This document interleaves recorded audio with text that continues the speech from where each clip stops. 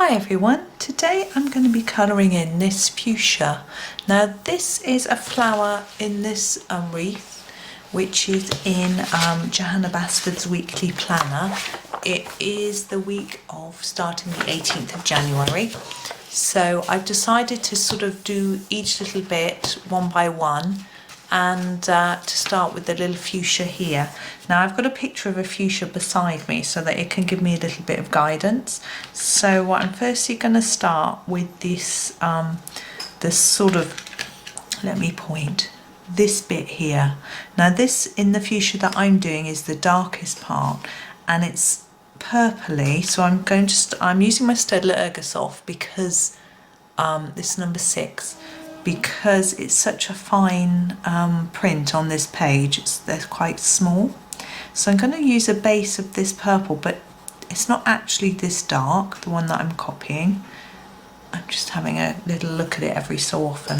So I'm now going to use the number 61 on it as well. So I've just darkened it down and I'm going to use the 61 to add some more colour and texture.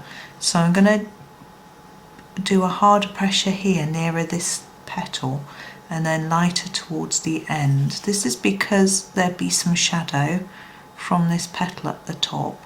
It's not really showing up that well because we've got that dark colour underneath. So maybe I'm just going to go over the whole thing with quite a hard pressure to just change the colour up a bit. And then we'll actually use the darker purple for the shading, I think. I want to get quite a good layer down on here. Now I haven't actually tried these pencils out on this paper yet, so we're going back to number 6 because I've been using my polychromos. So I'm just going to try putting some darker application underneath this part of the petal here and see if that works, and along the side here and on this little bit down here. So I haven't really tried these yet. So now this paper is a little bit thinner than in the colouring books. I've actually learnt a lesson. I've put a piece of paper underneath today because I haven't been doing that. And say I did this one. If you look to that page, you can see all that colour came off when I did the page behind. The same on this one, it's got all the black has come off. So I've put a piece of white copy paper underneath today. So just a little hint for you. But if you've already been colouring in your planner, you will probably have noticed that anyway. So there we go. So we've got a darker bit along here and lighter towards the tip. It's not quite as dark as I would like. So I'm going to grab my number 77, which is the dark grey. And I'm just going to go along this bit again. I just really want to emphasise that there'll be shadow under there and along here. I think that's okay. I'm going to leave that there. And now this top part here, in the picture that I've got, all those lots of leaves are the same. So I'm not sure that I want to have them all the same like that. So I'm going to just start with these top bit and do them in this pink colour, which is the number 61 that we've used already. So I'm going to go all over that with this colour,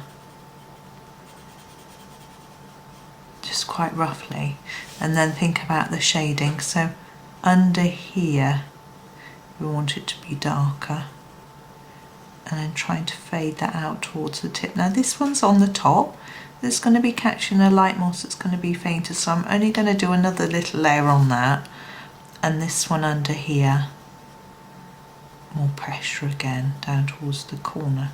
Now if this is too light for you, or you think it needs blending a little bit, you could use a pink on top. I'm going to leave it, I'm just going to add a little bit of colour in a few places, top and bottom, like that. Now these pieces I see in some fuchsias are a paler pink, so I am going to go down to my slightly paler one, which is the number 20, and do these. I'm going, and this whole sort of stalky bit, stalk, stem, I don't know. I hope the light's okay here. I'm in the kitchen again because the children are home from school. I do record these pages in advance, so they're sometimes home for holidays and things like that at times when might not be expected. Now that bit there I think I'm going to leave to do green with the leafy part. Now I want some shading on these leaves, so I'm going to go back to this one, which is the number 61. It's also quite dark. I had to wait for them to finish their schoolwork and wait for me to finish work. So I've had to put the main lights on, which I tend to do in the kitchen anyway, and it casts quite a few shadows. But hopefully you can still see what I'm doing. So I'm just doing darker bits here and here where I think there might be some shadow. And also on the edges of this piece to try and give it a more three-dimensional look. And now we've got this sort of little underskirt piece here. Now on some fuchsias these are pale, very pale pink, and or even a sort of whitish colour, but I'm going to use this colour, pink, again to just tie it all in together really. But I'm not going to go too hard. I'm going to do a little bit hard under there, but keep it quite pale towards the ends. Now we've got this bit is really fine. Now I see in some of the pictures I'm looking at, these are definitely white, but I'm going to do mine pink because I'm going to leave this background. I probably won't do a background, so I need it to stand out. So I'm going to turn to my slightly lighter pink, which is number 20. And firstly deal with this centre piece, and then we've got these little dots. Now it could be wise to do these with the gel pen because they are so fine. You can see I'm nowhere near staying in the lines with those. So, and of course my pencil isn't massively sharp either, which doesn't help matters. Anyway, but that as I said, recommend maybe doing that with a gel pen. So moving on, we're going to do the leaf. Now the leaves of the fuchsia, I'm having a look at some pictures again here. They seem to be not particularly light but not particularly dark. So I'm thinking this is what I feel is the mid-green, number 52. And I'm going to use number 5 to add some shading. Now for this one I'm going to use the dark colour first. So I'm going to mark through all the areas that I want to be darker and then go over the top with the other pencil. So I'm thinking the edges of this I'd like to be dark. This pencil again isn't particularly sharp, and I have got a sharpener, but I don't want to sharpen mid-video really if I can help it. So I'm just marking out a few areas I think would be dark. And also as these leaves you see are twisted under or turned under, I think they would be darker. I'm going to fade that up. Do the same on each of these. Just fade it up and up on this one. There we go. Now I'm thinking, I don't think there'll be any dark here because this is turned up to face up where the light will be. So I'm going to now go in with my number 52. Now I'm going to fill in this stem where I left it blank to start with. It's always good to do these bits. If you've just sharpened your pencil, do the bits where you need to stay in a fine line. This works well in theory, but unfortunately I just don't seem to be able to stay in the line even with the sharpest pencil. So I just don't get too worried about it. I don't tend to look that closely. Obviously when I zoom in with my camera you can see every little mistake, but normally we don't put our head that close to a picture. We look from a distance, and I try and remember that that's what we're going to be doing. So I think it's important to, when you're doing your artwork, to sit back every so often and look from a distance at how it looks and think about how you feel. Now I'm just finishing this green, but I feel like I want it to be a little bit brighter and more vibrant. I'm looking at the leaves, they aren't really that bright and vibrant, but why not? So what I'm going to do is I'm just going to go in with the yellow. This is number 1, this is very, and just go over the top of these parts and blend the greens together with this yellow, and it will bring it together and hopefully add some vibrancy to the colour and some warmth as well. So I'm just going to do that to finish off with. I think I'm just going to do it on the leaves, I'm not going to do it on the stalk and things, it's all a bit narrow there. Maybe just a tad there, I think it's too dark anyway for it to show up. There we go. And now I'm done with that, so I hope that was useful for you. I hope you enjoyed it. Thank you very much for watching, and happy colouring. Hi everyone, today I am going to be doing another flower from the flower wreath from Johanna Basford's 2021 planner, and I've picked out this daffodil to do.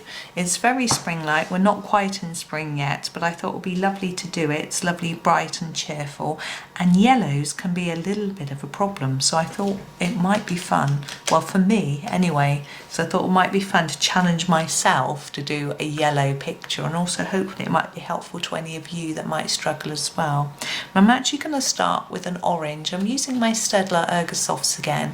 This is number 42, which is my palest orange, and I'm going to do this colour inside here on this sort of trumpet part of the daffodil, and I'm going to pop some orange inside there, and also just a tad on the edge. Now I'm pressing ever so gently here, I don't want loads on the edge, but this, you see, I feel there'll be some shadow under here, so it will be a little bit darker.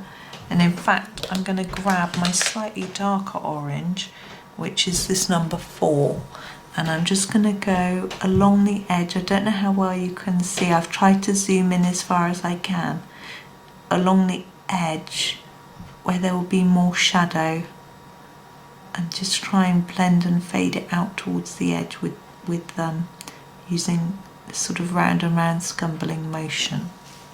So that's the sort of inside and the very edge done.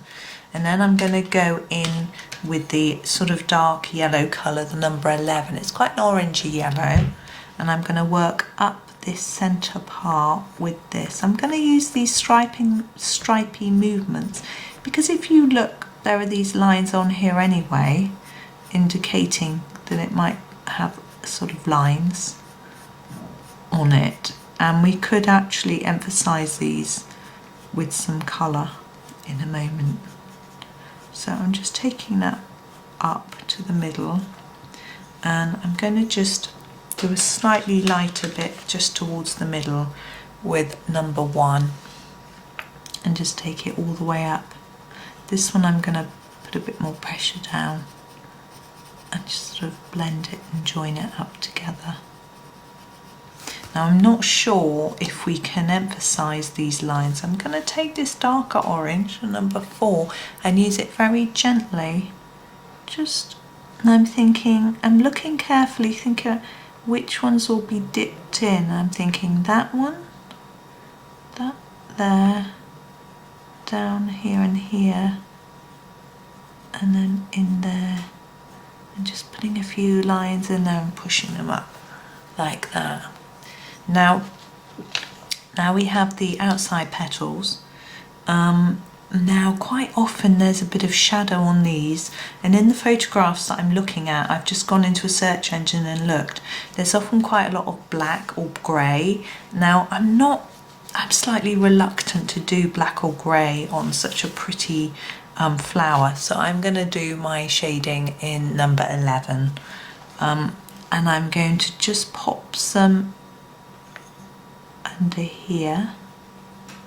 Do you see where there would be, it's supposed to be under the line, where there would be shadow underneath that petal, And the same here, there'd be, I think there'd be a little bit along here and here. And then maybe across here. And maybe just a tad coming out from the middle here and here and here as well. Just a light amount. And now I'm going to go for the number 1, which is just, it's very vibrant yellow, which is a sort of colour I think we probably tend to associate with many daffodils. Obviously there are loads of different varieties, and some of them, these leaves are actually white. Now I'm not going to take this all the way to the end. I'm going to go in with a slightly lighter yellow just for the tips of the petals, just to make them look a little bit different. My sister had a bunch of daffodils the other day in her shop. They look really pretty. She has a shop in Shrewsbury, selling food and gifts and things. And lastly, number 10. Gosh, it looks very green in this light, doesn't it? Maybe it's just me, I'm not sure. And I'm going to just do the tips and blend that down into the rest of the petal. Now you can see we've got lines on here and dots and things that Johanna's drawn for us, I should say, and we could follow those along with some colour to emphasize it, but I'm not going to do that because I find it quite so tricky doing yellows. I'm just going to leave it as it is. Now with the stem part of the daffodil, we're going to do that as well. And I'm just having a look at some pictures to see what sorts of colours. Now often this part here is an almost brown dead piece looking, dead dry, dead looking piece, and then this is a green stalk. But I don't want to do that sort of brown dead looking bit, so I'm just going to do the stalk. And I'm going to pick, thinking about what colour to do. It's tricky. I'm going to go for this colour. This is the number 57. And I'm going to start off with this in quite a light coating of colour, and then add some other colours too. Just checking that you can see that. I'm going to push it up because the stalk comes down quite low. So I'm just going to mark out the stalk really with this colour so I can see where I'm going with it, because it comes all the way down here and down here. So it's quite a long stalk, as daffodils often have. And then we've got this leaf here. And this little one. And I'm sure this leaf is part of it too. And watch out we don't colour on top of the butterfly. All these pretty little ones down here. Down this part here. And down here to the bottom. Now we have these, but I'm going to make them part of this flower. Okay, so I'm only gonna, because daffodil leaves tend to be quite long, probably longer than this one really. These are much more like it. So I'm just going to leave it there with those that I've chosen to be that colour. But we need to do some sort of shading in here because it's just one sort of tone at the minute. And I'm going to choose this number 52. The other darker Staedtler colours I feel are a little bit too bluey and for what I'm looking for. So I'm going to start putting some colour under here, some darker colour, and then trying to gently fade it in to the colour that's there already. And I'm going to leave that tip pale, but pop some colour down along the edge of the stalk. My idea is to try and keep this on the edge. It's not easy because the pencils, the drawing I mean, is very thin and narrow, but we'll see what happens. Now this side I think I'll do something similar. Now we need to think about these leaves. I'm going to do these in a slightly different way. Sorry, I'm faffing. There we go. And I'm thinking the light is going to be capturing the top, so this will be darker. So I'm going to go in here with a darker bit and gently just spread that up and leave these tips paler. Now this one, that bit comes to there. This one comes all the way from down there to up there. So I'm going to start with some darker colour down here. A little bit here. Just fade it up on the end. And this one's similarly dark here and here. I'm leaving a little bit pale there. Then some darker towards the tip. There we go. So that's, I'm happy with that daffodil as that is. You might want to fiddle a little bit more with the shading. Excuse me, I've suddenly gone very hoarse. Now, I'm also thinking now, like I like to sort of try and balance the colours. We've got the fuchsia here and the yellow daffodil here. So I'll be looking to do something yellowy here or here to balance it slightly, and something pinky purple over here. Now with the Ergosoft we do have such a small range of colour that it's quite easy to make those balance. Now I did think I could do this butterfly as part of this little session, but I've decided not to because I don't want it to clash with the colour I do for this or for this. And I haven't yet decided exactly what I'm going to do for what. So I'm going to leave that butterfly for now and do that later. So I think I'm going to make that do. So we've only done that one flower, but I hope that was useful for you, and I hope you enjoyed the video. Thank you so much for watching, and happy colouring.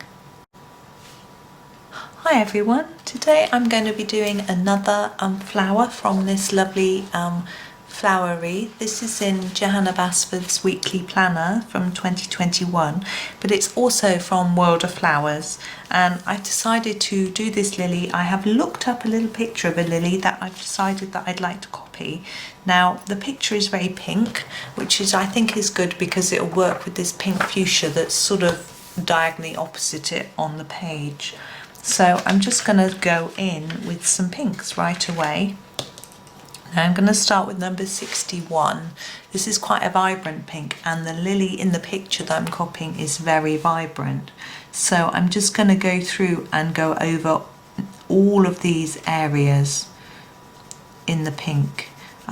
You can see I'm pressing quite lightly. At the moment, I just want to put down a base layer. I don't want to press too hard, as I want to have a think about where I'm going to put some shade and dark in a minute. Now on this lily there are these little dots. Now in the picture that I've got, these little dots are slightly darker. Now I was thinking that might work well with a pen. I have Staedtler fine liner pens, and they are identical colours to the pencils, and it could be good to use one of those to do the dots, but I don't have them with me at the moment, so I probably won't do that on this video because I like to just shoot it all in one go. Excuse me, I don't know what's going on with my voice. It's a bit later in the day to when I normally record. I don't know if my voice is getting tired, but it's not tea time yet, so not that tired. But I have been having to homeschool today. I haven't been homeschooling. School have been homeschooling, but I've been having to just make sure the children are getting on with their work, which has been a challenge. Now, I noticed that in the picture that I have, these lines are dark. So I'm going to start that one off dark and then shade it out like this. Now the children were a bit tired. It's first day back to it after holidays, because I've been filming this way in advance of the actual date. So it's early January, and I think it's just a bit of a shock getting back to it all. But anyways, hopefully they're feeling better now they're done, and they'll be more up for it tomorrow. Okay, so you can, hopefully you can see what I'm doing. I've got a turned over leaf. I'm going to leave that for a minute. Hopefully you can see that I'm just going over these lines and then just fading out some, sort of blending in some more colour. Now this one, I'm being guided by the fact this petal is underneath, so I think it would be darker where these leaves are overlapping it. Whereas this one's more on top, so it's not going to have shadow from anything but this little piece here is going to shadow it, of course. And then apart from that, I'm just going to do a little bit in the middle. And then this one, similarly. Sorry, I should do a bit under there, shouldn't I? I keep pausing to have a look at my photo.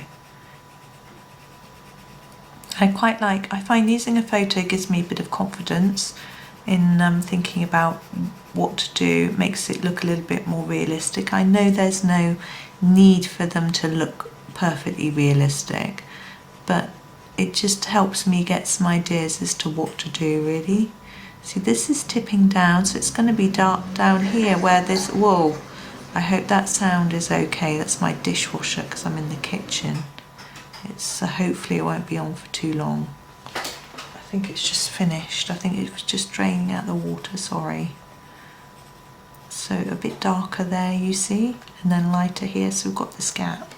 And I'm going to use the lighter pink, which is the number 20, to do a different layer of colour. So I want to just, although I want to leave some areas still really light, I want to make sure that we're graduating the colour out. And I'm going to do these bits in this lighter colour too. Now I find this pink can become very neon, so I'm quite sparing with it at times, or careful with how I blend it up with other colours. But because we've got this layer of this colour underneath, it will act slightly differently. But I'm just blending out, really, just making sure we don't have any thick blend lines, so it all looks nice and smooth. But I like that being quite pale, so I'm going to leave that. And I'm thinking, you see, that bit's pale, and I like that too, so I'm just going to work around this. Now these edges are white in the picture that I've got, so I'm going to leave those for now. And I'm just looking, I'm just looking at the leaves. I'm going to do the centre first, I think, and then worry about the leaves after. Now the centre part is a green colour. It's a very pale, almost yellowy green, and the closest I think I have is this number 56. So I'm going to use this, and I'm going to go over all the little leaves here, and then we'll think about what we're going to do with regards to shading. Now this, the one I'm copying actually has a seed pod on this, on one of the sticky up bits, but one of them's green, and the others have got bright orange seed pods, but I'm not going to do any orange on there. I think that isn't a seed pod. So I'm just adding some darker colour in the middle and where it's going to be overlapped. Oh, I've missed this one entirely, haven't I? There we go. Now these leaves are much darker, and I'm going to pick up my number 5, and again I'm just going to start off with a gentle layer.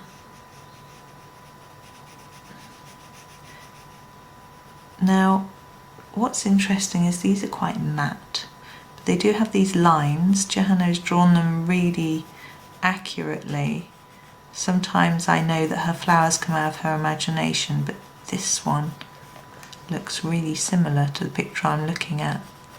Maybe she went into her search engine and looked at the same picture that I am. That'd be quite funny, wouldn't it? So I'm just gently putting a layer down. Now this green gets quite dark and I don't want a really, really dark tone. So what I'm going to do now is darken a few areas and then I'm going to go over the top and blend it together with a lighter colour.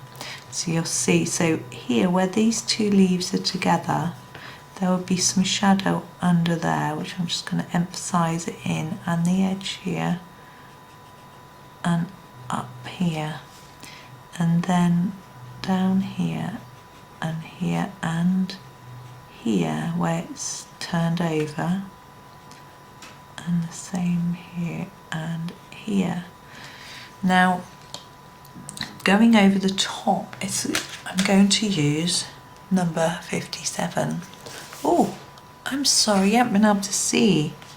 I'm so sorry. And I'm going to put a harder layer down across this part and then gently reduce the pressure as I come towards the tip of the leaf.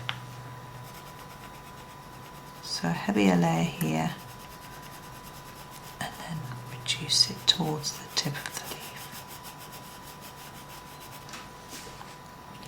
I'm going to do the same for all of them, except here, look, we've got this sort of fold, so I'm going to take more pressure until that bit. Now here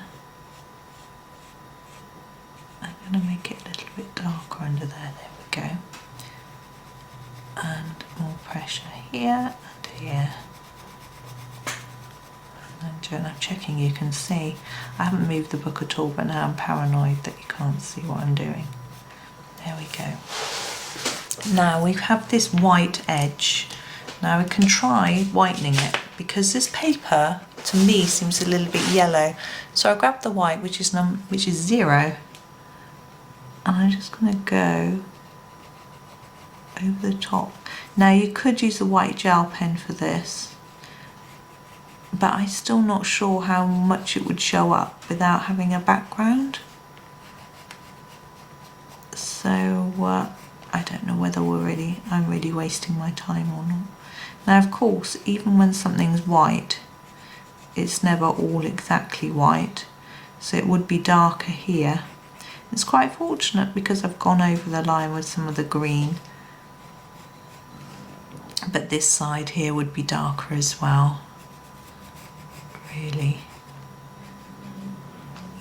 So I'm just going to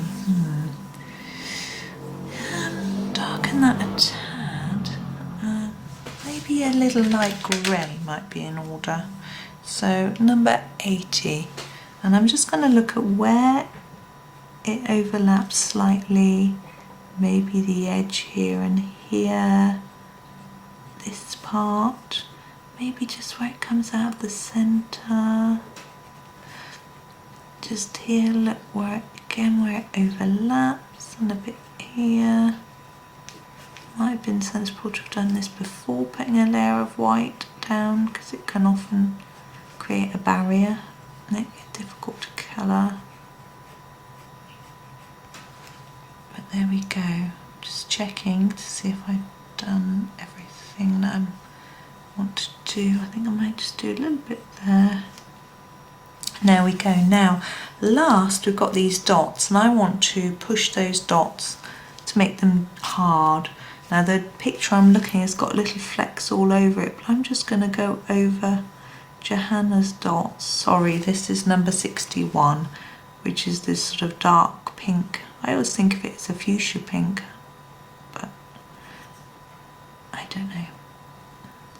Someone did kindly send me a chart with some of the colour names for the Staedtler Ergosofts, but I had a look at it and it was really interesting, but I have now completely forgotten the names. As I say, this could be a lot more effective in pen, but you do need to be careful in pencil that you're not pushing down really hard with a sharp lead, because you'll end up denting the page behind. And if you are going to use this as a journal, you don't want the page behind to be all denty.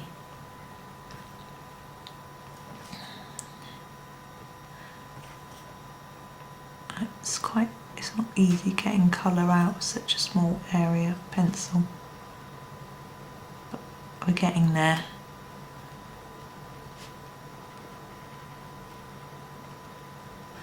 Just want to darken that up and that.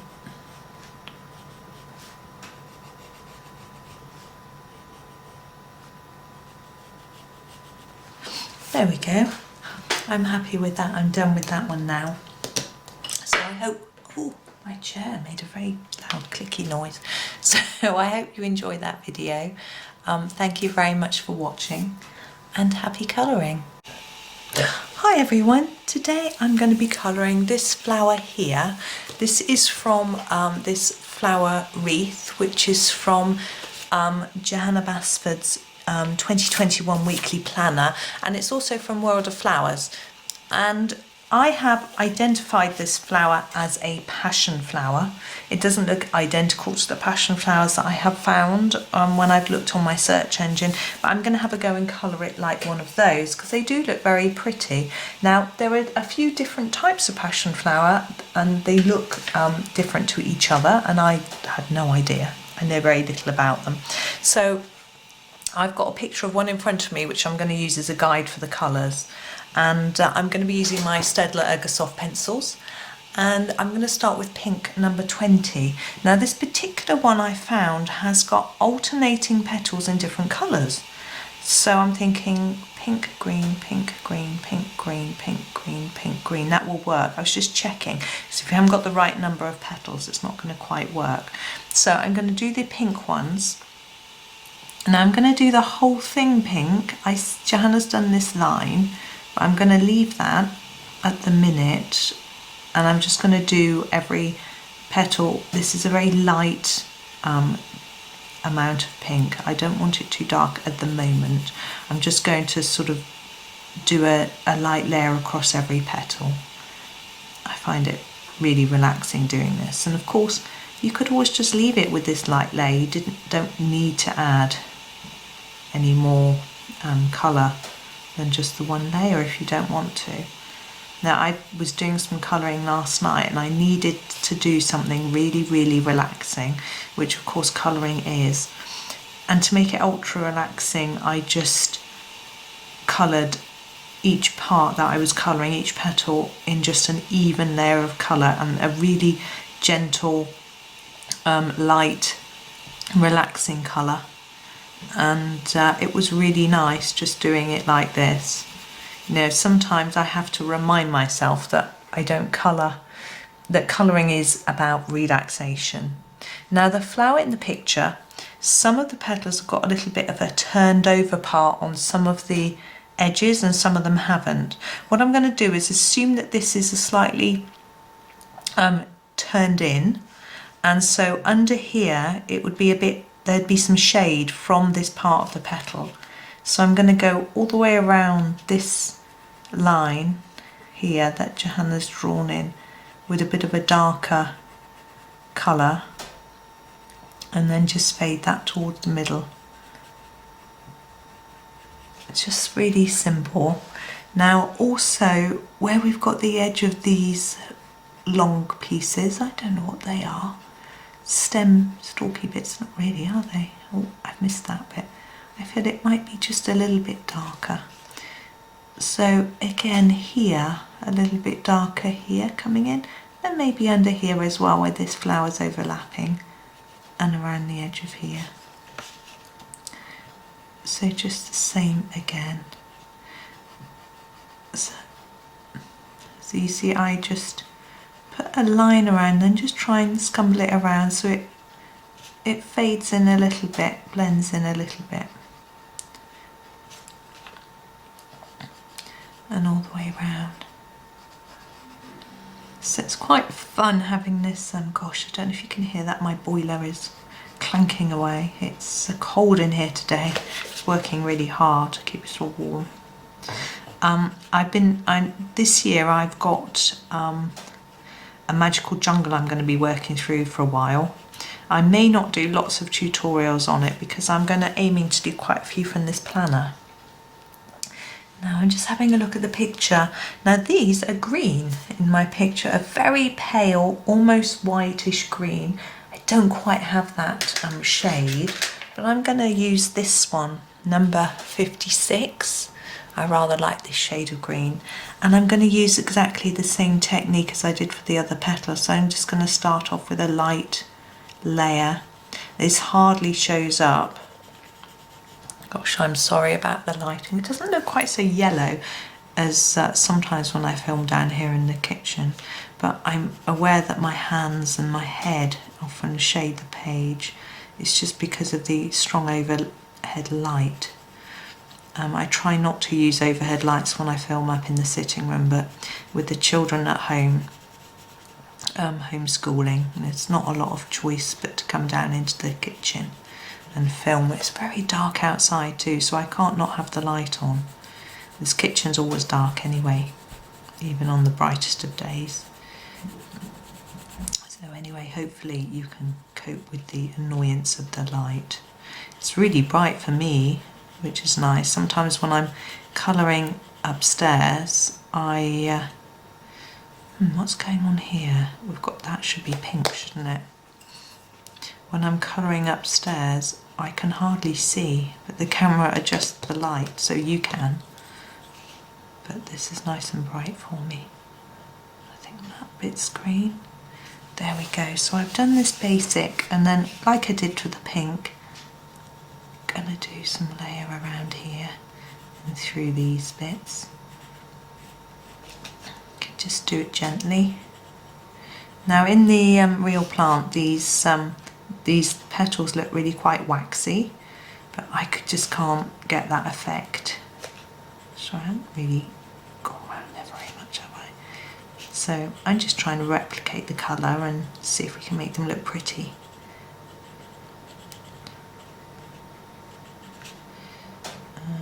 What's going on there? I think that perhaps that should have been pink. Oh well, it's done now. No one's going to be looking that closely, are they?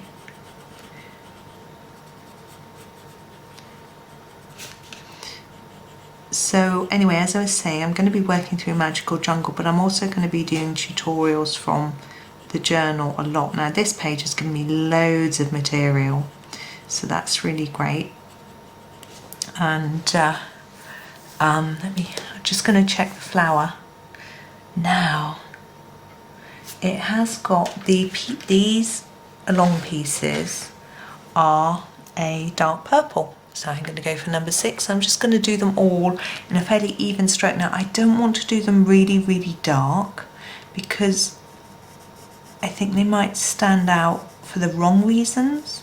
I'm going to do them gently, and then when I finish the whole thing I can decide whether I think they're dark enough or not, rather than pushing lots of colour on now and then regretting it later, which is a mistake I have made. So would quite like to finish a Magical Jungle this year. However, there's a bit there, look, should be pink, can you see there?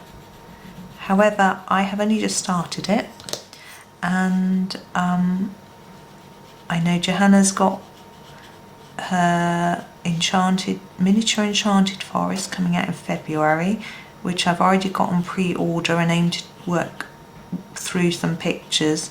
I love doing the ones from the miniature secret garden, particularly the ones that were different to the sort of miniature ones that the little pictures that were little parts of a larger one. Gosh, I'm really not making myself very clear. Anyway, I really love doing pictures in that book, and so I suspect that when February comes and the other one comes out, I will be besotted, I think is the right word, and I will be colouring pictures from that as well as keeping on with the planner. My aim is to do at least one video from each picture in the planner so that you've got something to work on, and you can it can either start you off and then you can do the rest, or it'll be a whole picture and you can decide whether you want to sort of have a go at the whole thing or just use it for inspiration. And with the so I'll be sort of switching over to doing the Enchanted Forest one, and then of course Johanna's new book is coming out. Now I keep seeing different dates. I'm sure I saw mid-April, then I saw April the 1st, some people are saying March the 30th. I guess it will come out on different days in different countries, but it's all very exciting. Now this part I'm going to do in this pink colour again, so we're back to our number 20.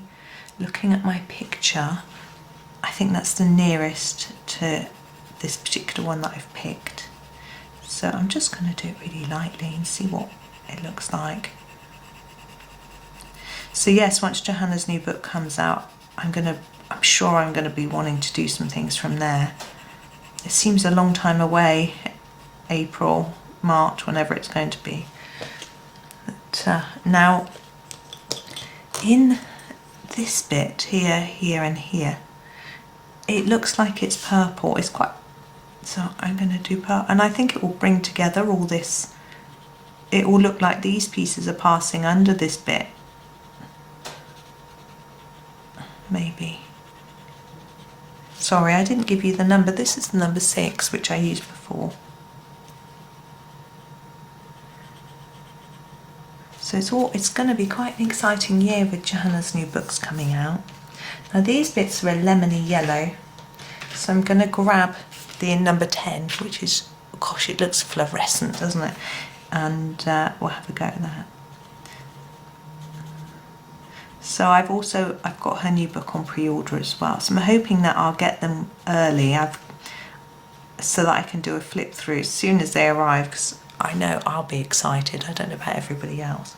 So there we go. Now that looks really sort of multicoloured and maybe not very organic or natural, but it really is the colours of the picture. Obviously it's pink, purple and green and yellow, which is the colour in the picture. They're a little bit more toned down than these colours. These are a little bit neon-y, but those are still pretty much what I can see in the picture. So if I had some slightly more pastel-y shades, I think it might have come out better. If you've got some Holbeins or even some Derwent Lightfast or something like that, you could probably do a more muted palette to that one.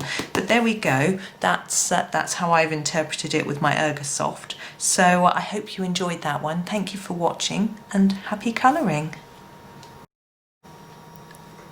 Hi everyone. Today I'm going to be colouring these pansies. This is from the flower wreath, which is from World of Flowers, and it's also from Johanna Basford's 2021 planner. Now there are lots of colours of pansies, but I've decided to pick a sort of purple one, which is quite a traditional colour. I just thought I'd choose that. It would look a bit more pansy-like. I'm going to start with my number 62 Staedtler Ergosoft and do these top ones here in quite a pale colour while I chatter on. So I'm just going to start filling it in with some colour. Now there are pansies that are red and orange, yellow and all sorts of colours, but I have made the decision to do this pale colour, and I'm going to do them both the same. Now you could do them differently so that they were two different colours, but they're drawn in a really similar way, so I thought I would pair them together. I might do a similar thing with some of the other flowers on this page. Now I want to add a little bit of shading into the middle here, so just some colour coming out of here and here. So I'm just pressing a bit harder, putting down some more layers and fading it out towards the edge of the petal. I'm going to do the same on this one as well. Now I had thought that orange might balance the colours in my picture a little bit better, but I just felt that it might look wrong, in the sense that I'm trying to make the flowers look like real flowers, and I haven't really seen many orange pansies, although I could see the pictures of them online. So there we go, that's the pale colour. And then we have got, I'm grabbing my darker purple, number 6. I'm going to talk you through. This is slightly darker, these. And here, this is really intense, very, very dark, almost black. And then we've got a bit of yellow here and some white. There is some white on these as well. So I'm going to start by doing the purple, and I'm going to fill the whole of this area with the purple, and then I'm going to limit my dark bit and leave a white edge around here. You might choose to leave the white edge around this bit, and that to me looks a bit more like the picture I've got in front of me, but I want to limit the dark area that I've got. So I'm doing a gentle layer to start with, like I often do, and then I need to bring in some darker areas in a minute. But I just want to see how it lies with this lighter shade as well, because we want to make sure it doesn't look too much the same. So I'm just going through. I do need to keep an eye on the time. That's okay. Make sure it's not lunchtime. The children will come rushing down the stairs potentially and disturb the video, which they would find hugely hilarious. They don't find it funny when I disturb theirs though, when they make their Minecraft videos. So I'm going to, I want it quite dark here, but I want to fade it out towards the edge of the petals. The petals are almost this light in the picture on the edges, so I'm trying to replicate that with my shading. Just checking that you can see still. Now, our last flower we did, which was this one, I completely forgot to do the leaves, but never mind. Try and remember to do the leaves on this one. My aim is to try and video the whole of this wreath for you, but there are some of the flowers that I'm struggling to identify, so we might just have to have a bit of a sort of random bit at the end with sort of just doing the flowers in the way that I think they might look without knowing exactly what they're called. I think obviously Johanna has a fantastic imagination, and she doesn't always make the flowers look like real ones. I know there was one wreath where she did, and I don't know if it's this one. So anyway, so the idea here is hopefully that you can see that it's darker here and lighter on the edges, and I'm going to go back and really darken here, because this bit's going to be white and I want it to really stand out as white, and so if we can just emphasize that edge, it will stand out more.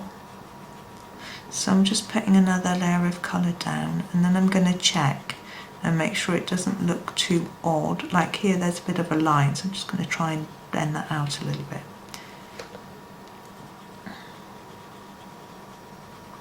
And here. So there we go. Now, as I say, in here it's very intensely dark. So what I'm going to do, I'm just going to copy what I've got in the picture here. So it's a sort of jaggedy edge around like that. And then this would be the dark. And then that would be white. And this goes down to here, across here, so the white isn't all the way to the edge on this one. And I'm just filling that in with a really intensely dark colour. I am going to go over that to make it even more dark in a minute. And here we have a similar thing going on where there's some white in the middle. And I'm going to do the same on this one. So we've got a dark bit there.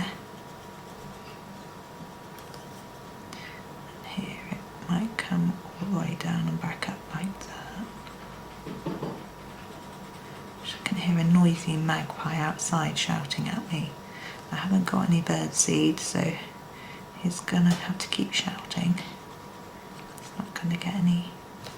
Okay, now to make that darker, I need to add a darker colour. Now either black or grey.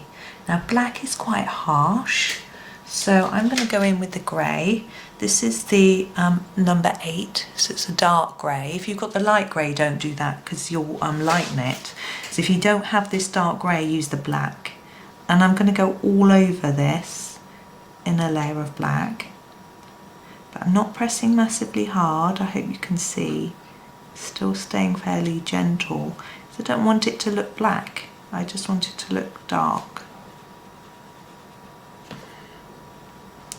And the idea is that I'm going to layer another layer of this colour back on top, of the purple back on top, so that it darkens it more without making it really, really black.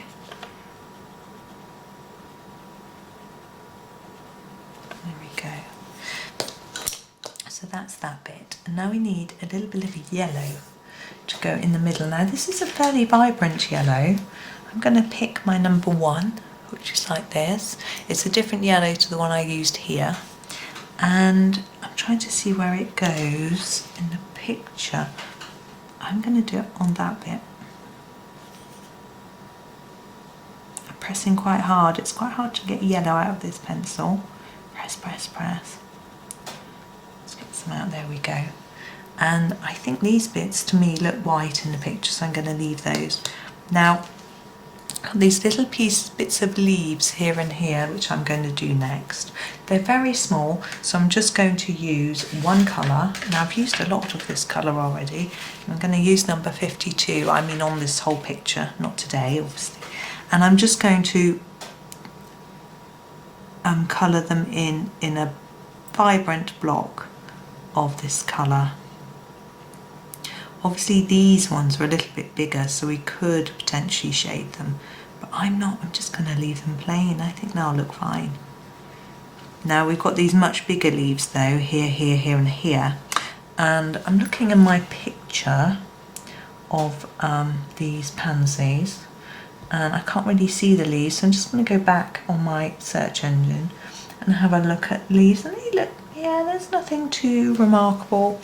I'm just going to go in with this colour and start. They don't have, they're just green. So I'm going to fade this out towards the tip of the leaf and then take a lighter shade to it after. It's quite a simple technique.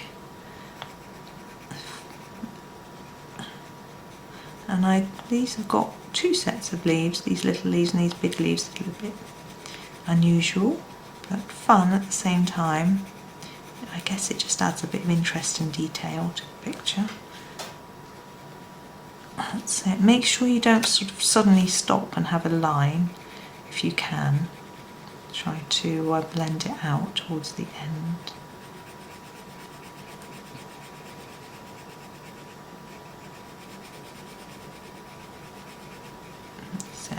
And then I'm going to use this number 50, which is the very light green, quite neon-y. And I'm going to, oh, I missed this one. Back to the original green quickly. Just quickly. There we go. So starting with this one, I'm going to start at the tip and just blend it through until we can't see very much white paper. I'm not leaving the tip really pale. I'm trying to get quite an intense green colour onto this particular leaf. There's no real reason why. It's just how I've decided I'd like it to look. Just trying to smooth this one out a bit, it's a bit rough.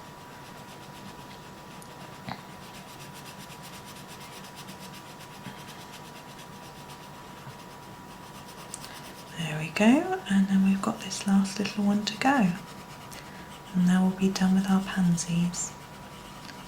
Now, what you could do now, if you wanted to make it look more three-dimensional, is go under the bits where they overlap with this dark grey. I'll show you. So if you just do a little bit here, a little bit here, and the same on this one. I snapped it, and it made me jump. And around here, I didn't realise it was quite that sharp.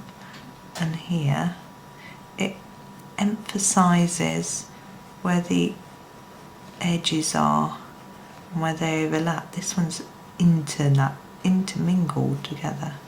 There we go. And you just get a little bit of shadow there, which makes it look like it's above the leaf. So you can have a play around with that if you wish to. So there we go. I'm going to not fiddle around with that anymore. I'm going to leave it there. So I hope you enjoyed that one. Thank you very much for watching, and happy colouring. Hi everyone. Today I'm going to be colouring this flower here. This is again from the flower wreath from World of Flowers, and it's in Johanna Basford's 2021 weekly planner, which is the copy that I've got. You can see the date coming through there. Now I'm going to colour this as a chrysanthemum. There are lots of different, this could be some sort of daisy as well, but I've decided to do it in that way, and I'm going to do it in orange, red and yellow. So might not be too much yellow, might be more orangey red. So I just thought it would be fun to do a few different colours. So I'm going to start with number 29. I'm using my Staedtler Ergosofts again today, and I'm going to start right near the middle of the flower on the edge of these petals and pop a bit of red here.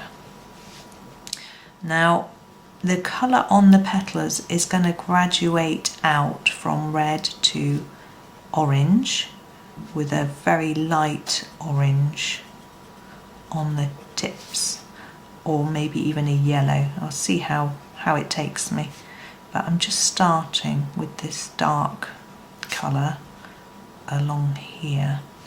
Now I'd also find that this centre will be very dark as well, and I'm thinking maybe just the ends of each of these little bits that are underneath, not because the petal wouldn't necessarily be that dark, but because of the shadow that would be thrown from the petal above, it would be quite dark. So I'm just filling those in. Now here, you see I've gone over the lines here. These are quite small, so I'm gonna colour over this centre bit without worry. And then as I get towards these slightly bigger ones, I'm just going to try and do the edge, which see I can't do each petal one at a time, it'll be too tricky. So I'm just doing a bit of a line to give an indication of it'd be a bit darker on the middle parts of the petals. Now this bit here I'm a bit confused by. I reckon there's a particular type of flower that has this bit coming out of it, and I don't know what it is. I'm just going to leave it for now and probably do it in a lighter colour so it stands out. So I think that'll do for our red. And then I'm just going to move through my tin. So my next colour is number 2, which is the darkest orangey colour. So I'm just going to move to that, and I'm going to take this red up the petal a little. I'm going over the top of the red and then trying to use a circular motion to pull the colour gradually up the petal. I don't want to make it look too defined, a line from one colour to the next. So I'm using this a harder pressure towards the centre and less as I go out, and putting more layers towards the middle. Now in my picture they're all about the same colour, so I'm just going to add a tiny bit here to here and here, not much. So I want this one to be these to be fairly light. And in here I'm going to add a fair bit of this colour. We've still got room for a little bit of a lighter one in places. I'm going to keep it fairly dark. There we go. Okay, now moving on to the number 24. This is a very neony vibrant orange, and I'm going to go all over this with this one.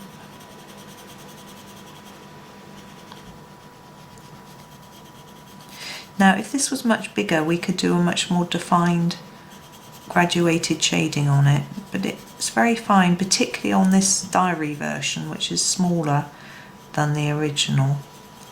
So we can just do this, whereas you could pay more attention to the small details like we are with these larger petals if you wanted to.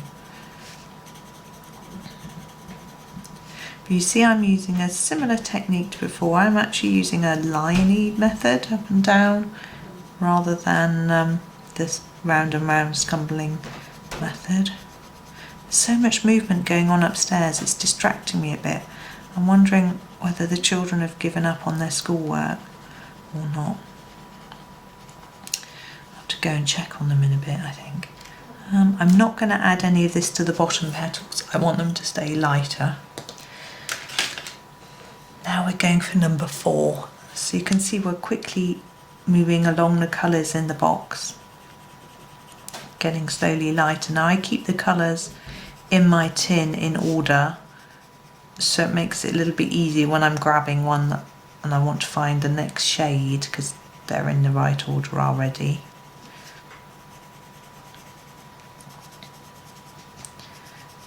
I know some people leave theirs a bit more higgledy-piggledy. I can't remember where I started. I think that's right. And I'm going to do a bit of this one on these. Just a touch. Gosh, it's quite distracting having my tablet beside me, which I'm using to look at the pictures. I keep seeing notifications coming up of people posting in Facebook groups that I'm in. Right, we're going to move on to the number 42. This is the sort of lightest orange, although there's a sort of peachy colour as well. And we're going to take this quite far towards the ends, trying not to leave a harsh line. You see I'm going back over some of the colour that I've done.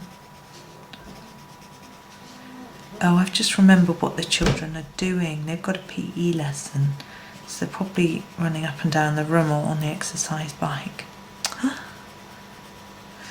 I said they ought to do a little bit of PE, but don't have to do too much. We shouldn't really go outside if we don't feel the need to go for a walk or anything. So they wanted a bit of a break from their academic work. Right, so I'm going to miss out the peachy colour. Where am I? Yes. And go in for the number 11, which is the yellow. And I'm going to take this right to the tip, and I'm going to go over the whole of the petal to try and make it look more vibrant and to blend in all those colours.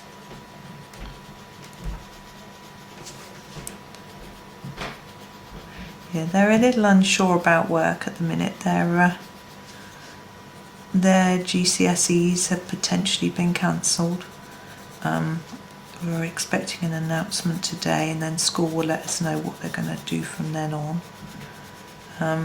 Yeah, I know that you know already more than I do, because this video will be going out probably a week or more later than when I recorded it.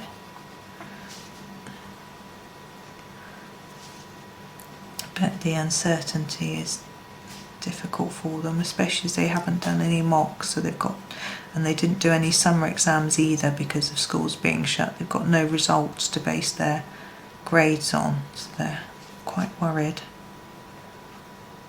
But their school is fabulous. Just trying to look after them and keep them calm and give them plenty of work to occupy them. Now I'm going to do this in this colour. There we go. So that's the main part of the flower.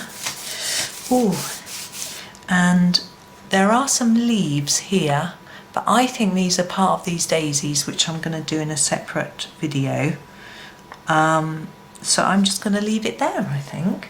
So there's that one. I had lots of fun with that one. I love the vibrant colour. It actually looks far more neon-y on the video than it does in front of me here. But I still think it's a great colour. And so there we go. So I hope you enjoyed that one. Thank you very much for watching and happy colouring. Hi everyone, today I'm going to be colouring this flower here. Now I'm going to be colouring this as a dahlia. There are lots of different types of dahlias, but I found one that I think looks quite like this flower, so I'm going to have a go at it for you. Now this is a flower wreath from World of Flowers. As you can see, I've done quite a few of them already. There are other videos of those which you can find on my channel, but we're going to crack on and do this one. Now the dahlia picture that I have is a rather pretty peachy pinky colour, so that's the colour I'm going to do. So I'm going to use my Staedtler Ergosoft. This is number 43. It's actually a colour I don't use very often, but I'm going to start with it, and I'm just going to do a light layer over the whole of this flower, and then we're going to go in with some highlights in a bit. Now these bits here, I don't know how well you can see. I can't zoom in anymore, else it goes blurred on my camera. I think they will be parts of the petals that are underneath rather than leaves. It's easier to colour them over in the same colour as I'm doing all these petals. So I'm just going to do those in this sort of peachy colour as well. My husband loves this colour. It's one of his favourites. He uses it for sunrise or sunset pictures when he uses pencils. He's actually in a watercolour phase at the moment. Now I'm going to do a very light layer across the whole of this as well, but just leave that there. I'm just going to pop that one aside, and I'm going to get out a pink. Now we have this number 25. This is only available in the 36 pack of the Ergosoft. And what I've noticed about the picture that I've got of these flowers is that there is pink on the edges of the petals. Now this probably isn't really a dahlia because the one in the picture got rounded petals and these are pointed, but I don't think there's any harm in just interpreting it that way. So you see I'm just adding a touch of pink on the edges of the petals. It's not on all of them in the picture, but I'm going to do it on all of them. So you see what I do is I go onto a search engine and just look up the flower type that I want this to be, and take inspiration from the picture, and I find that helps me to sort of choose my colours and things like that. And I'm having a look again now at the picture, and some of them have got sort of yellowy bits in and some of them. So I'm going to grab this yellow. This is number 11. It's a sort of orangey yellow. I think that might work. What I'm going to do is do a yellow bit here near the tip base. This is the tip, the base of the flower, and pop in some yellow. I'm pressing quite hard because it doesn't always show up that well, but we're going to darken the sort of peachy colour as well, so it doesn't matter. I've missed that one completely. Just going to go back. This is the peach colour, and then a little bit of the pink. Now the ones at the back I'm going to leave darker. I'm not going to put the yellow on, but I am going to add yellow into the middle here, but apart from on this bit, just so it looks different. And then now I'm going back to number 43, so I'm going back and forth quite fast. Slow down a little bit. So I'm just going to go over this in 43. There we go. And now I'm going to take from where I've done the pink, I'm going to go over the pink and just spread that colour down towards the yellow. I'm going to try and leave a paler part in the centre. This one's going to be dark because it's underneath. So this one I shall leave a pale bit, this one's going to be dark. So this one paler bit and this one very dark. Paler bit, dark. And it's just the same pattern all the way through. It's quite fun, I think, combining a few different colours as well. And these all work well together. Makes it more interesting. Oh, there's not any yellow on the bottom of that one. I might pop some in.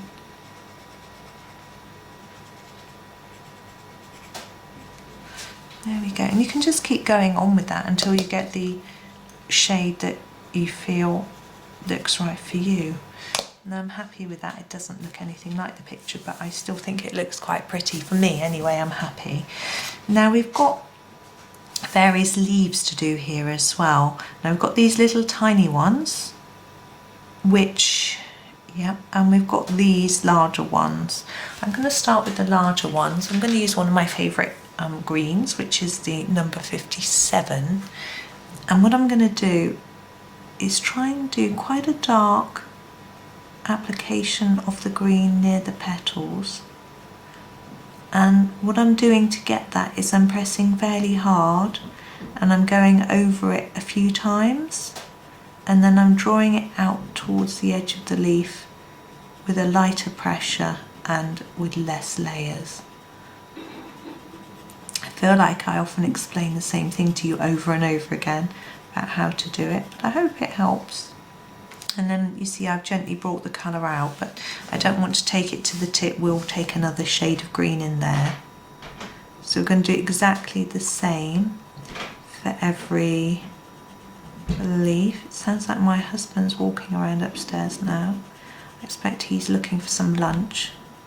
So I'll have to stop after this one and vacate the kitchen table so everyone can eat.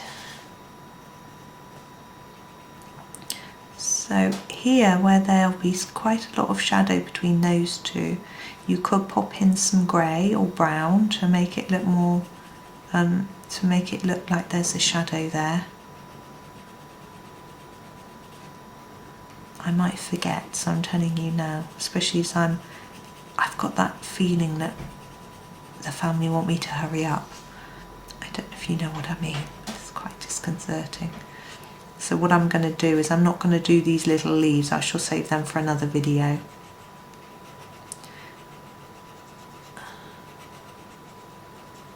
So pouring the colour out towards the tip. Now for the tips, I'm going to use the lighter green, number 56. Now again, this is from the set of 36 Ergosoft. If you don't have the 36 and you only have the 24, then what I would do was take the darker green all the way to the tip, but very, very gently, and then maybe go over it in a bit of yellow. So I'm just blending that through. So I'm going over the top of the green that I did before, and then taking it down to the end of the leaf, but I'm doing more layers here so that it retains that lightness on the end. Now of course you can do all sorts of fancy things with leaves, as if they're turned at the ends, or do a more definition of the veins and things like that. I'm going to keep this one nice and simple.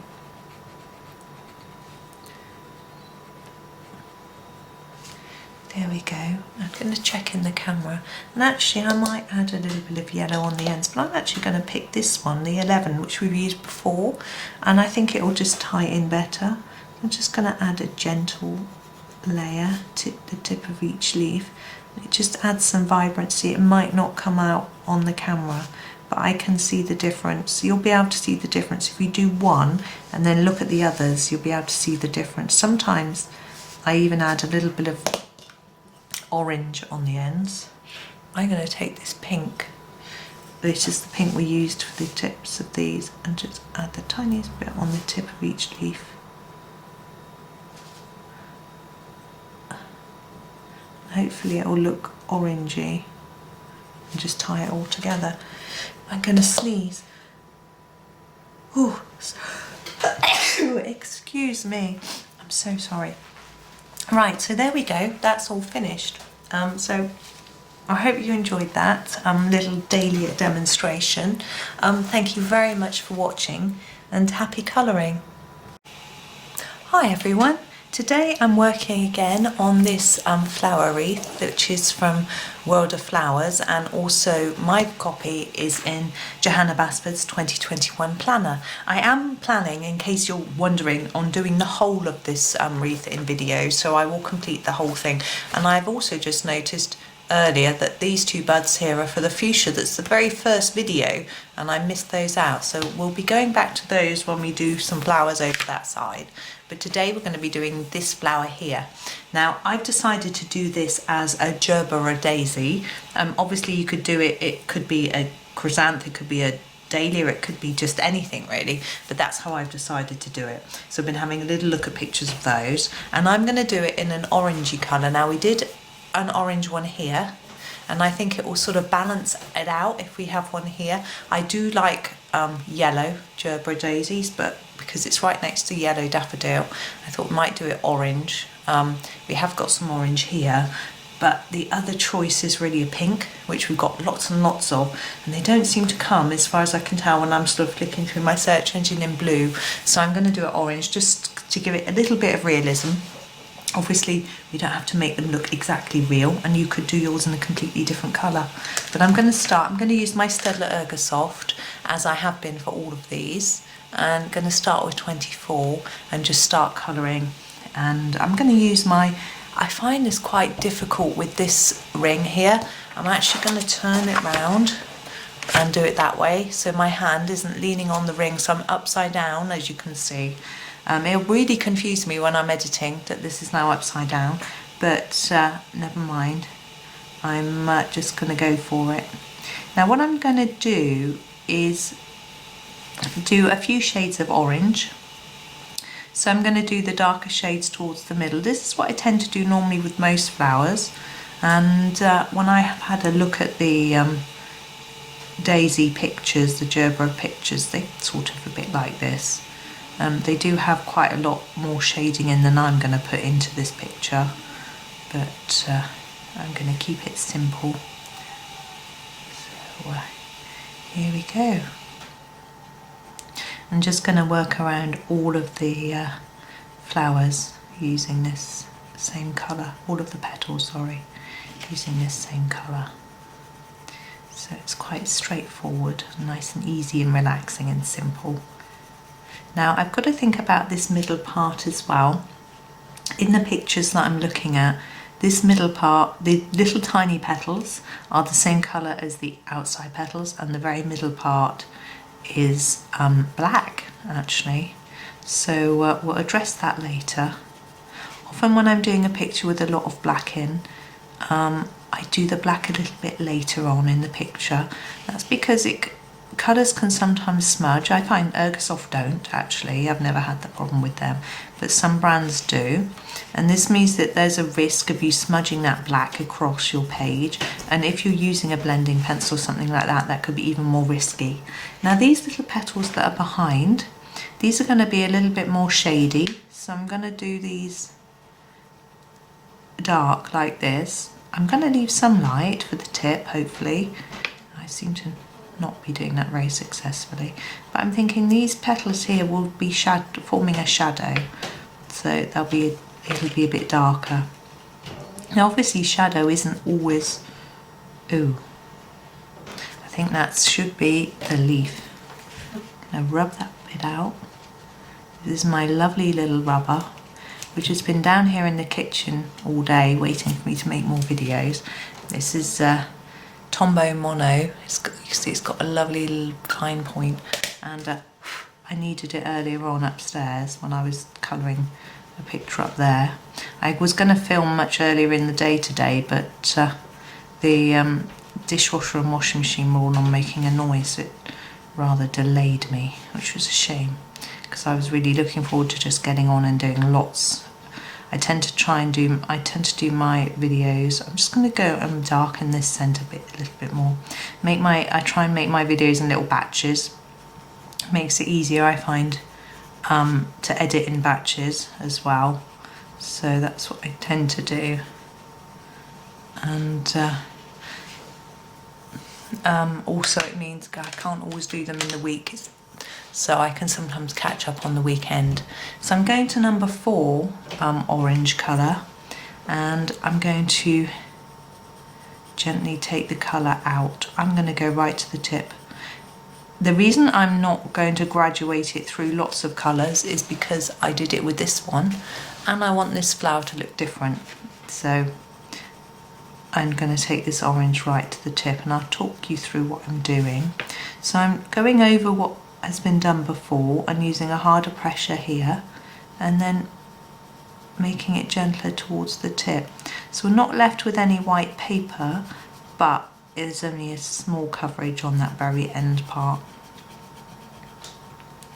So it's going to be the same all the way through. Now with the Gerberas, often there's quite a lot of black in the petals, or really, really dark shadow because of the way they lie. And this isn't quite drawn in that way either. I mean, they also have rounded tips and these are pointy, so it probably isn't really meant to be one of these anyway. But I'm not going to put lots of black into the onto the petals. I think it might look a little bit odd. I think it's something that I would have to really practice beforehand to make sure it looked right. But I shall do some dark in the very centre, and you'll see that in a minute. I'm just doing these underneath pits as well as I go round.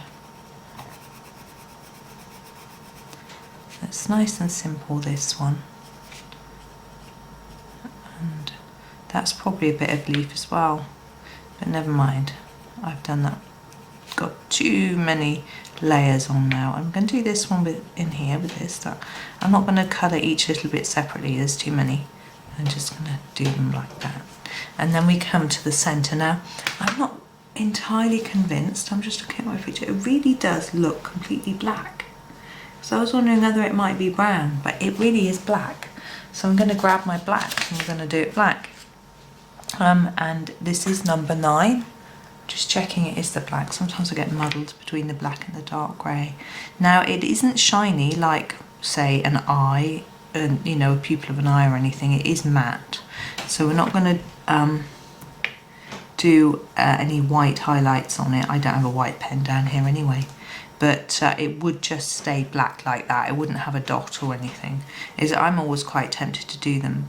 And we're just going to do a little bit of black around the edge of these little tiny petals. I'm just taking it gently because they're quite hard to see, and it will just give it a slightly more three-dimensional look to emphasize that they're shadow. You can do the same here. I did say I wasn't going to use black. I'm not using it in the way that that the Gerbera, the actual flower, is. Some of them have a whole petal that's black. I'm just using it very gently to put some shadowing in. You don't have to do this if you don't want to. You could just leave it plain. I'm just showing you an idea of something you could do. You have a look at it when I'm done and think about whether you think it actually looks worse or better. I like it in the middle.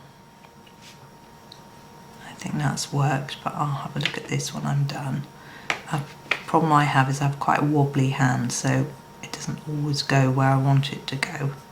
On a larger picture you can rescue that. I think that's okay. I don't know how well it's picked it up on the picture, but I'm happy with that.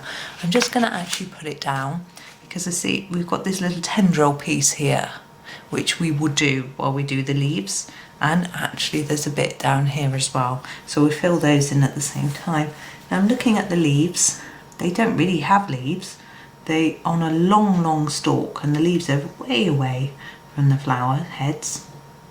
So again, Johanna's drawn something really lovely out of her imagination. So I think we'll just go for, excuse me, what I'll try and do is just do a colour that's a bit different to these, but because I can't remember, they look quite pale, I'm going to go in with a dark. So I'm going to start with number 38. This is the darkest green in the pack. I'm not going to go in really dark though. I'm not sure it will match the orange, a really bluey dark green.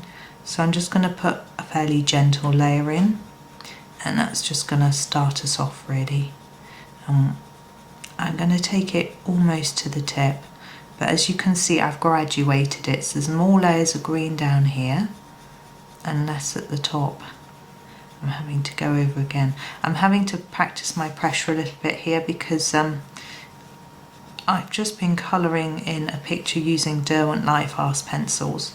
Now, excuse me, they are very vibrant, I guess the word is. When you touch them on the paper, loads of colour comes down really quickly. And they're really good if you've got sore hands, or you know, if you want to get something done quickly. I find that you don't need so many layers as you do with these pencils or with something like polychromos. I'm still learning how to use them now. I've had them since May actually. I had them for my birthday. I was very lucky. And excuse me, I've got a frog today. We had them since May, but I haven't practiced them loads. The thing is, because they're so expensive, you sort of think, oh, I don't want to use them all the time. But then I have to remind myself that they're a waste of money if you don't use them and they're just sitting in the tray. That makes them even more expensive essentially. So I was having fun with them today. The thing with this, I've got the, is it 72, I think, set? Anyway, it's 2 trays. It's quite a nice lot of pencils, but the colours are all quite dark. There's no, I'm going to try and lighten it up a little bit and mix it with number 50. There's no, I'm going to go all the way over the top with an even cut, sort of pressure across the whole thing. Anyway, there's no light pretty pinks, and there's a few pinks, but they're sort of flesh pinks sort of thing, and there's and there's only a couple of very pale purples, but there is a few dark purples actually, but you can't, there's no pastels, and they're sort of what I would say more earthy colours, and that can be great for Johanna's books if you're doing florals. I mean, if you're doing leaves, sorry, but if you're doing florals you might want some different colours, but they are fun to use, and as I say, they're quite quick because they go down well on the paper. You don't have to layer and layer and layer. The only problem is if you want something light, then you have to be very careful. Oh, I like that now, toned in with that. There we go. I know there are some people that try all sorts of colour combinations with their pencils and they write down all the ones they like. I'm afraid I just wing it and I just have fun with it and see what happens. Right, now we've got these little tendrils, top and bottom. And I'm very tempted to use this pencil I've got in my hand and just do all of it, because we don't want it to be the same as any of these colours. I don't anyway. I think it look nice if it's different. So I'm just going to go way out the lines. I'm just going to colour it in just this colour only because it's such a little bit. You're going to want quite a sharp pencil for this, or if you've got a pale green fine liner, that might be even better. Although I haven't tried to see if they leak through on this paper. Probably don't. Johanna's usually very good at choosing good paper, but this planner is different paper to my books, so I don't know. But so you would need to try it out first. There's some pages in the back where you can try things out. Now I'm just looking and making sure that I've done everything there, and I have. So I think that's it. I'll turn it around the right way for you. so you can see it up the right way. It doesn't really make that much difference, does it? But there it is. So there we go, there's that one. So thank you for watching. I hope you enjoyed that one, and happy colouring. Hi everyone, today I've chosen to do this flower from this wreath that we've been doing over the last few videos. This is from Johanna Basford's 2021 weekly planner, and it's also from World of Flowers. Now this is a bird of paradise flower as far as I can tell, and so I'm going to have a go colouring it in those colours. So we're going to start with the orange. Now these, let me show you, these pieces I think are going to be orange, and I think this bit here could be purple, and then we could have a sort of red and green coming down. So that's how I'm going to colour it. So I'm going to start with this orange, which is number 4 from the Staedtler Ergosoft set. We're doing the whole picture in the same set. And what I'm going to do, I'm having a look at some pictures for guidance, is to do a darker orange here at the bottom. Gosh, this is very vibrant, it's so neon-y. And take it up and gently fade it towards the tip, and do the same on every one of these little pieces. I think there's another one of these flowers in, I think it might be in Magical Jungle, I'm not sure. There's certainly a larger version. I'm sure I've coloured one in one of the other books. But it's quite unusual for us in the UK to see a flower like this. We wouldn't see one growing. And I'm trying to see what to do with these bits, and none of the pictures I've got that I'm looking at have got those bits in. So I'm just going to do it in the same, I can do a little tiny bit of this orange in the bottom.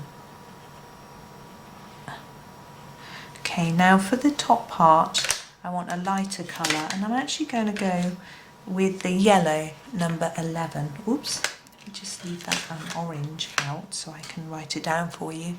So I'm just checking you can see, that's right.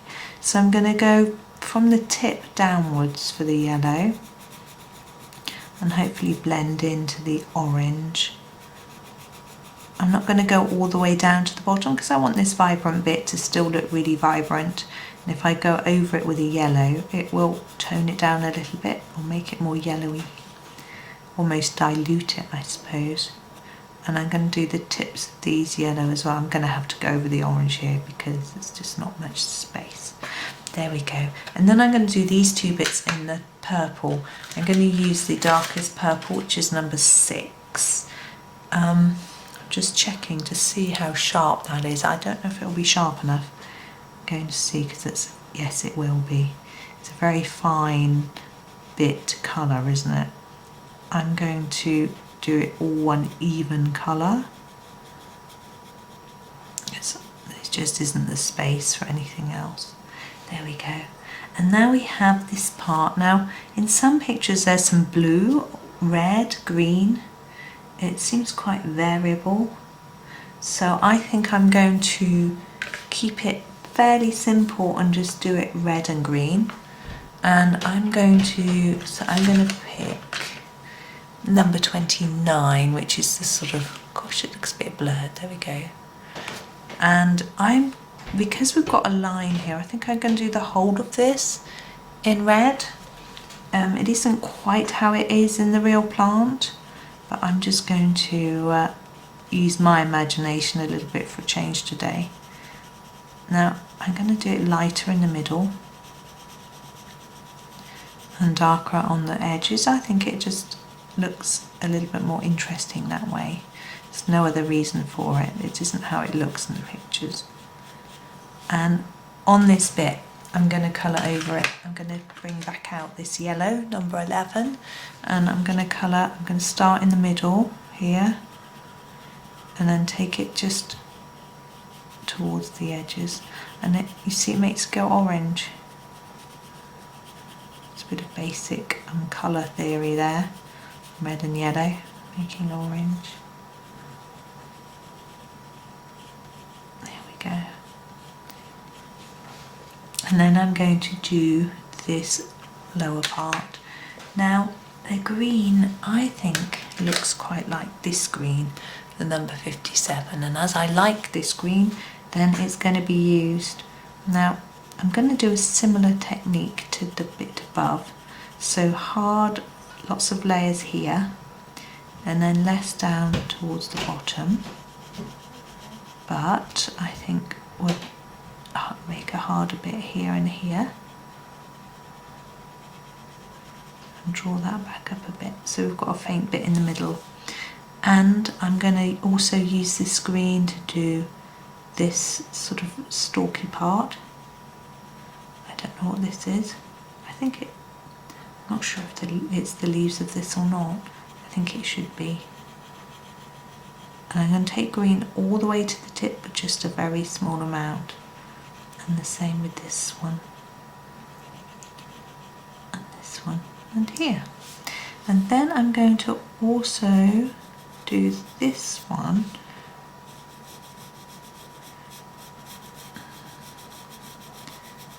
And this one here. Just checking you can see what I'm doing.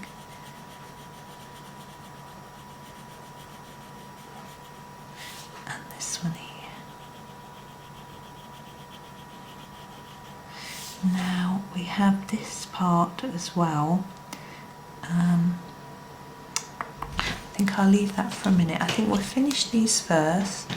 So I'm going to do a yellow on the green like I did with the red part here, but I'm going to use a slightly different shade. I'm going to use the number 1. I don't think I want such an orange shade, and I'm going to go from the top and just scumble it down. So there's little circular movement.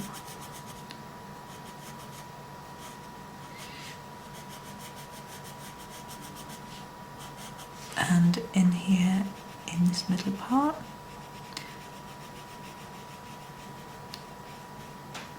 there we go.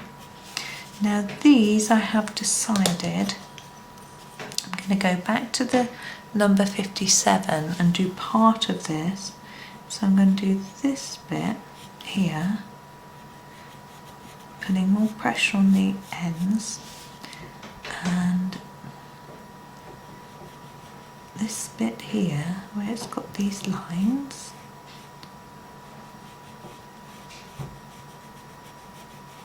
so you see I'm pressing harder at the top and bottom, adding a few extra layers, and then this one here a bit lighter in the middle. There we go. Now the main leaf, I think we need in a matching green, so I'm going to choose this one, which is number 56. He's getting ever so short. And a similar technique, so more colour at the base. Now this is a lighter green, so it's harder to get the colour out of the pencil, so you may need to apply a lot more layers, even in the middle, just to get some colour there. So it's going to use it on all of these larger leaves as well. So more layers at the top. You see I'm going over and over, and then less as we come down here. And you see how when I want a less colour, I can turn the pencil on its side slightly, and that helps, because if you're colouring on the tip, then you can push it right down into the paper. When you're colouring on the side, it's much easier to apply a gentle pressure.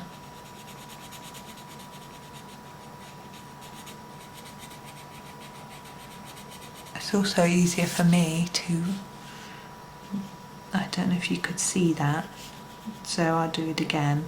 So lots of layers here, and then less towards the middle, more here, and less towards the middle.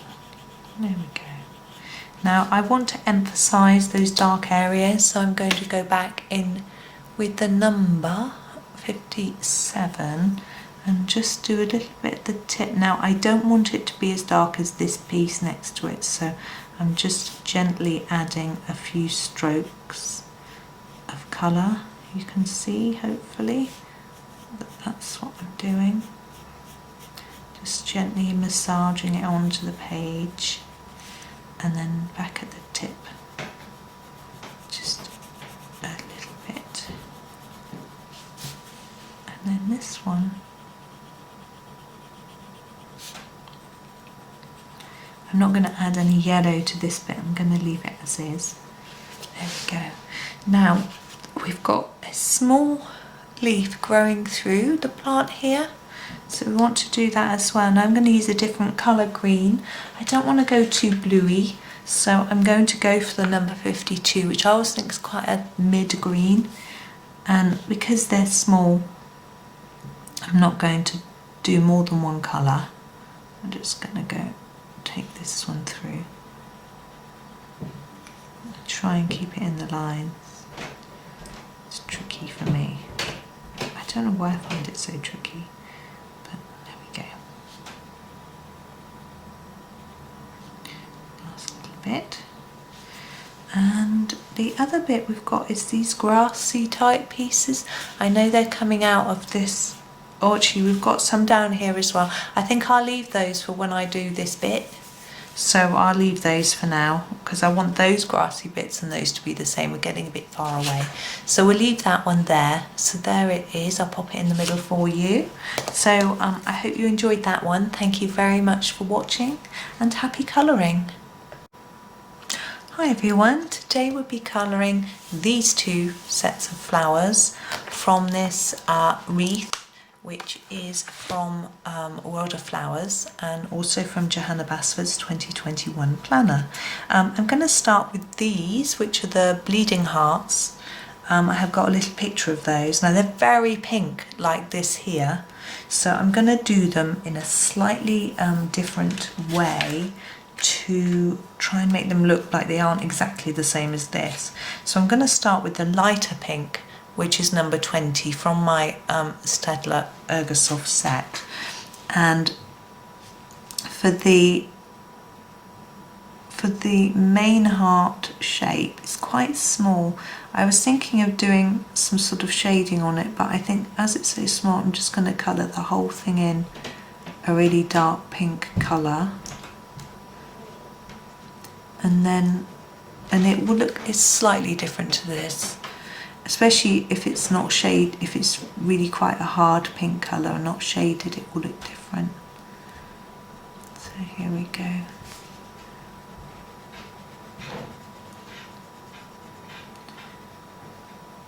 So I was trying to help my children with their YouTube channel this morning. They want some more people viewing their videos and subscribing. It's quite difficult to know how to help them because it's on such a different topic to mine, but they did remind me that I should be talking to you guys and asking you if you can subscribe to the channel. I'm just going to do the little drop down bits in this same colour but very lightly. So if you do like the videos, it would be really lovely if you could hit the subscribe button. You can do it now, it's just should be on the YouTube screen, and what that means is that it shows me that someone likes me and makes me do a little happy dance, but it also means that you will get told when I have a new video out. This is number 61. I'm going to use this for the stem, because the stem of these is quite a reddish colour. I don't want to do it red, so I'm going to do it this colour. And it also, and if you click the little bell, there's a little bell, it will actually ensure that every time I put a new video out, you'll get a little notification. That means that you won't miss any really. So hopefully that will be something that you'll like, as well as me. It's really encouraging when people subscribe. It makes me feel like it's worthwhile doing the videos, that people are enjoying them, and that's rather nice. I mean, I enjoy doing them, which is why I do them, but I also like to think that other people do as well. So I've done those and I've left them quite plain. What I think I'd like to do is just add a little bit of detailing on them. They sort of have little lines on, and I'm just using this darker pink, this number 61, to just mark a few lines following the shape of the sort of heart around. They can hardly be seen, but I just feel it adds a little bit of interest into that one. Now we're going to do these tiny little leaves, which I think are probably supposed to be part of this plant. And this plant has got some of the more limey green colours, I suppose. So I'm going to do these little leaves in number 52 green, so it's a bit different. So also with my videos, it's lovely if you like the videos that you like. You can do that again while you're watching. You don't have to wait till the end or go anywhere special. Just click the little thumbs up, and it helps me know that people like that particular type of video, and so I know to do some more like it. Now this plant here, this I'm going to do blue. This is because I don't know what it is, and we've got no blue plants yet on our wreath. We've got pink and orange and yellow, we've got purple and pink and orange and purple and pink and orange. We've got nothing blue, so I want to just sort of even up the balance, as it were, and do this as a blue plant. So I'm going to pick a blue which I really like, which is number 63. Now this is only available in the 36 tin of Ergosoft. If you've got the 24, then just pick one of the other blues. Now these are very little. There are middles and petals and some little buds and bits and pieces. It's very small. I'm just going to colour the whole, every little bit in blue. I'm not going to do the middles in a different colour. It's too fiddly for me. So I'm just going to colour them in blue and off I go.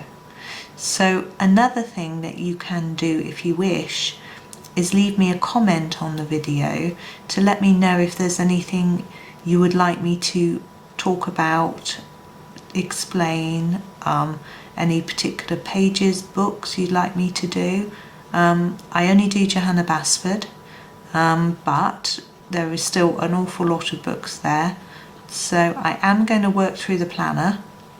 So anyone that's hoping for that, I will be doing that. My aim was to do a sort of picture a week for each planner, but then for each picture, and do a little bit of each picture each week. But this one was so much fun that I thought I would just do the whole thing in little parts across a week. But you can let me know if there's any particular book or pictures that you would like. Now I probably wouldn't do a whole picture in a video. I have done in parts, yes, but not in one video, because I think it's a bit too much. It's too much for me, to be honest. I wouldn't normally ever complete a whole picture in one sitting anyway. I'm not that fast at colouring. So just, do let me know. I don't have all of the books uncoloured, because some of them I finished, and I have got flip throughs of my finished books, so you can have a look at those if you want some sort of ideas of how you might colour certain things. I've got no idea whether there's supposed to be flower in there. I'm just going for it and colouring it anyway. So that's something that you could do if you want to let me know what you want. I know I have had some really useful feedback already from people. Some people have said when I do a silent video, they're not very keen on that, which is fair enough.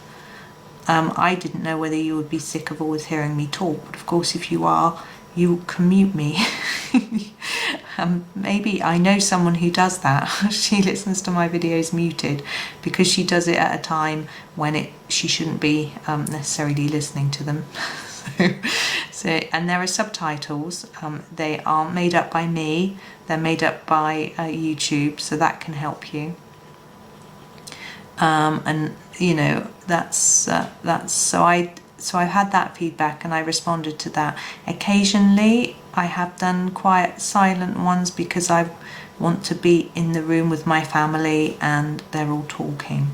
But I've decided to start making videos out of the room at the weekends, like I am now in the kitchen, because now the children's school is shut. They're always around, so I just can't ever make a video with no one in the room, because the room I make my videos in, everybody else has their computers in too. So And they say, oh, it's all right, Mum, you make your video, we'll just keep quiet. And I think, I don't think so. But normally it's made a little bit of a shift in my routine. I used to always make a video on my lunch break, and it was great because I work from home, so I can just do that and it gave me a little break.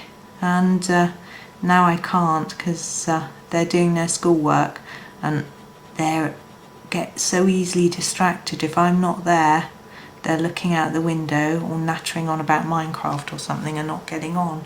So anyway, as you can see, I haven't really talked you through what I was doing there, but I hope you could see that I was just using an even pressure to make all of those flowers all exactly the same colour. I just felt that's what that one needed. And now we've got the leaves. Now we've got these sort of limey green leaves here. We did the mid green here. These, I'm not sure what I did there, but I think if I use the darkest green in my box, which is the number 38, then that would definitely be a different colour to these two. I'm not going to do the whole leaf in this dark colour though. I'm going to do a little bit of shading. I'm going to do the stems in this colour though, because they're very fine. I can't shade in that smaller space. Some people are amazing. They can do that, but I can't. Maybe they keep their pencils a bit sharper than me. I'm just going to go almost to the tip. Now I think that's 2 leaves with a little line between them. We'll make that one quite dark. And this one will fade out. Try very hard not to get any green on that white of the lily.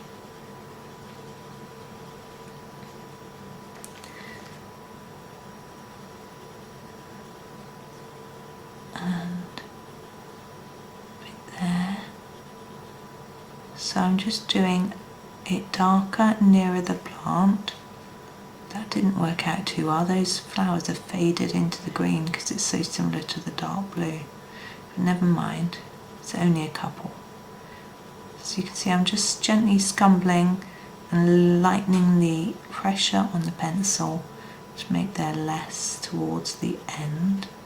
Now I'm wondering what to do with these little tiny bits here. Now they look like they're coming off this as if they're part of it. But what I think I'm going to do, I'm going to use a different colour for the tips, and I shall use that colour for those, just to make it a little bit different. I'm just going to have a look, decide which colour to do. I'm going to bring in a warmer green colour. Ooh, I've just drawn on my page up there. Never mind, I can rub that off. Number 50. So I'm going to use number 50, and I'm going to use it quite hard on the tips and then just blend it into the middle of the... Oh, that's made the blue stand out a bit better as well. I'm not going to take it all the way down the petal, just where we've reduced the pressure significantly on the other green. There we go. Oops, mustn't forget this one, must we? And then do these.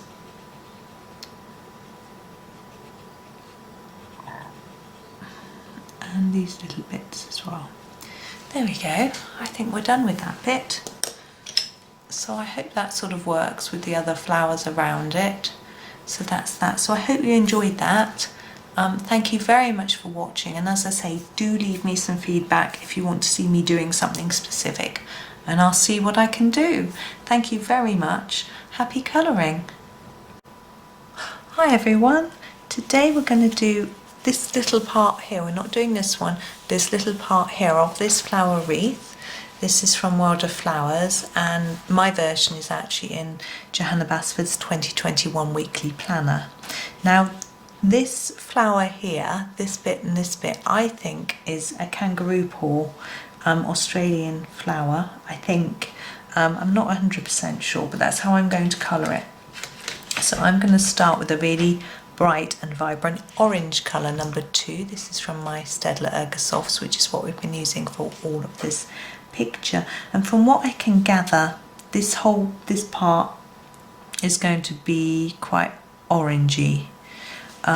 Now I have been very lucky enough to go to Australia, but I didn't see any of these while I was there.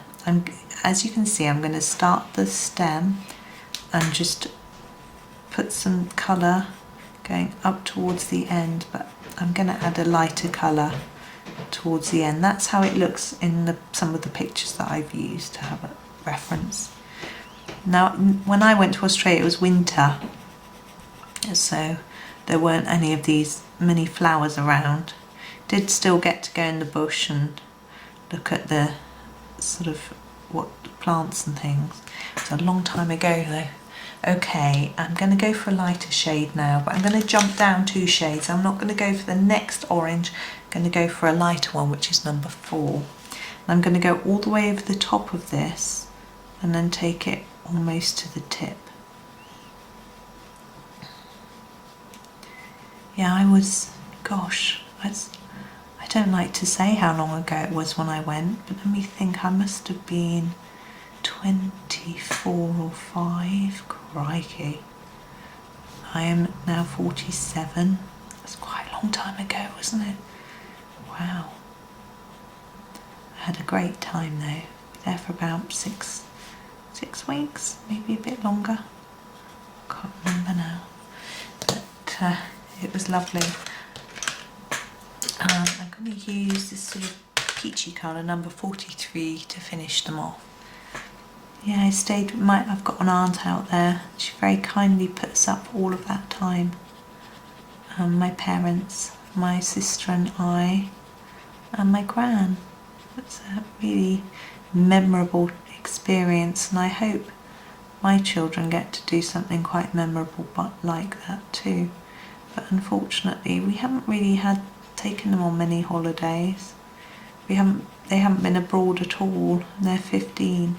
I was thinking about maybe doing it this summer once they finish their GCSEs, but I'm not sure that's going to be an option that any of us are going to feel very comfortable with this year.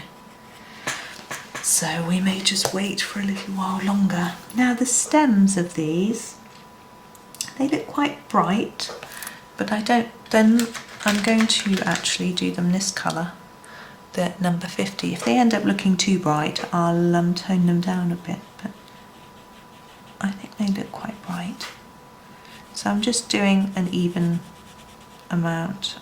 I'm not sure if those bits should have been reddy orange, but anyway, I'm not familiar with these plants. I do remember we had a tea towel with some Australian plants on, which my aunt sent to my mum once. That was always great fun. Now I'm looking down here at all these stems and stalks and trying to work out which ones are the grass and which ones are this. And I think that one, now this is always a little bit tricky, that one and that one, and I think these two are this grassy bit, and I wonder if this grassy bit are actually part of this plant, whether they should be this colour as well. I think they should. I'll do them all the same. Let's just go for it. Because I was going to do that grassy bit the same as this, and I still will, even if it's supposed to be the leaves of this. I'm going to do them all the same colour. Now you can see I'm not shading here. I'm just using this one colour. I like it. I think it's looking good. That's why I'm not going to try spoiling it by adding anything else. Got these here as well. And then, I don't know if you can see those, you can. So just doing these as well.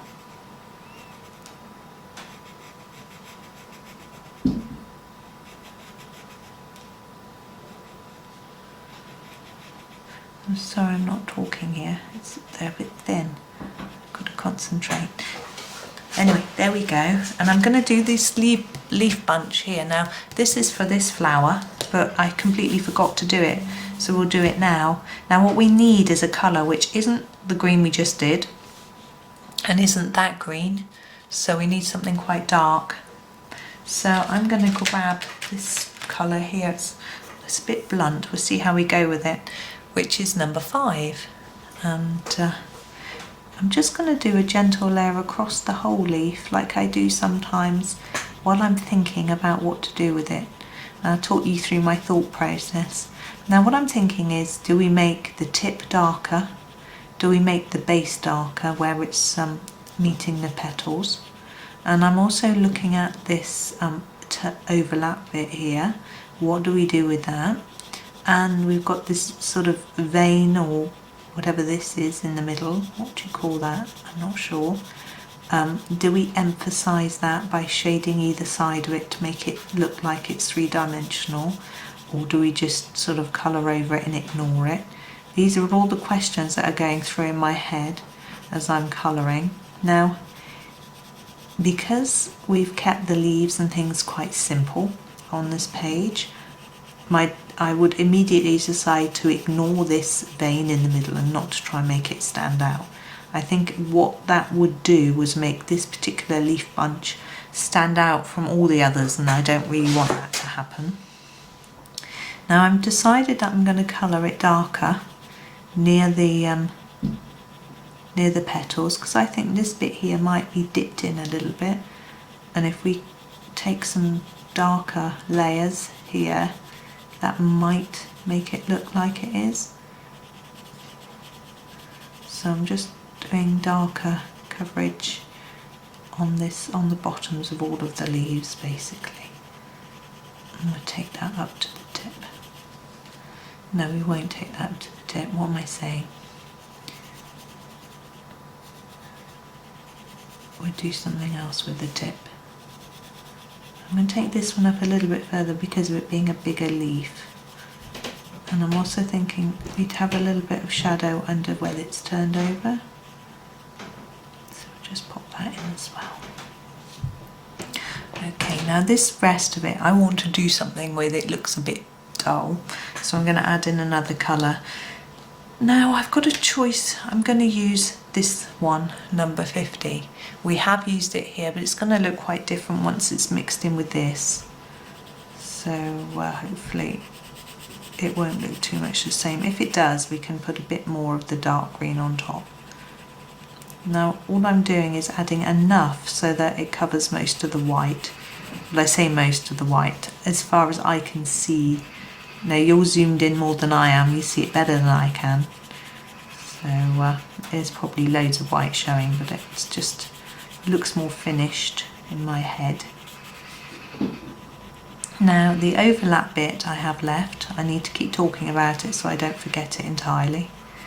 It would be very like me to think I'd finished. Now I don't want that to look as bright and vibrant, so I'm going to just do a little layer of this.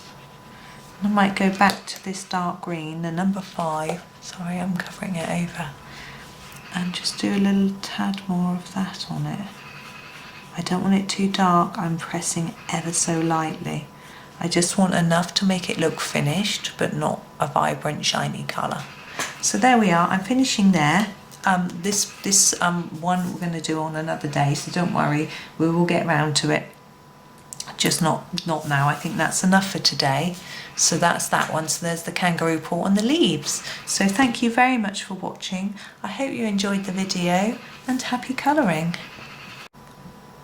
Hi everyone. Today we're going to be doing more work on this wreath from World of Flowers that we've been working on. This is also in the Johanna Basford 2021 weekly planner, which is where I'm colouring from. Now my aim for this video was these cute little daisies here, but actually we've got the leaves to do, and I thought we could include these and this. I'm going to do this bit first. These are the buds from this fuchsia, which we never did, and it's quite easy because we can use the colours we use from the fuchsia. Now fortunately, because I'm using a limited colour palette from my Ergosoft box, I can easily find the colour that I did for the fuchsia. Now I think this darker pink here would be what was on the outside of the bud, and that's number 61. So just going to go for it. Now also we have this stalky bit, which is this bit. Now I'm not going to do the whole thing in the same colour. You can see I'm just doing some of it, and I'm going to blend it in with a lighter pink. So that's that bit done. And then I'm going to grab the number 20 and finish off. So just go over what I've done and fade it down towards the tip of the bud. and this one just to try and fill in that gap there. And then we've got this stalk, and I'm pretty sure that I must have done that in number 52. It looks like it to me. It's very thin, so we're not going to do more than one shade of colour. There we go. That's all we're doing there. Now the cute little daisies here are an interesting one. Now I'm trying to think about what colour to do them to try and balance out the picture, because we're coming towards the end of finishing off this whole wreath. We need to think about balancing the colours a little bit, and what I've decided to do is to do them blue. We've got this one here, so we've got that one, and then this is like the middle at the top, so I'm thinking that will balance with that blue. And we haven't got any other blue yet on the page, so I thought that might look nice with a bit of blue there. So that's what I'm going to do with these. So I'm going to grab a different shade of blue though to the one I did for this, and I'm going to use the delicate light blue, which is number 30. But I'm going to do the whole of each petal just in a light layer. You could leave a bit of white, but because there's no background, I think it might just look a bit unfinished and sort of lost really. Now obviously daisies are very often white, and I love white daisies with the little tiny bit of pink and the yellow middles. Those are so pretty. But if you want to colour a white flower, then you need a background really, and I'm not going to do one for this wreath.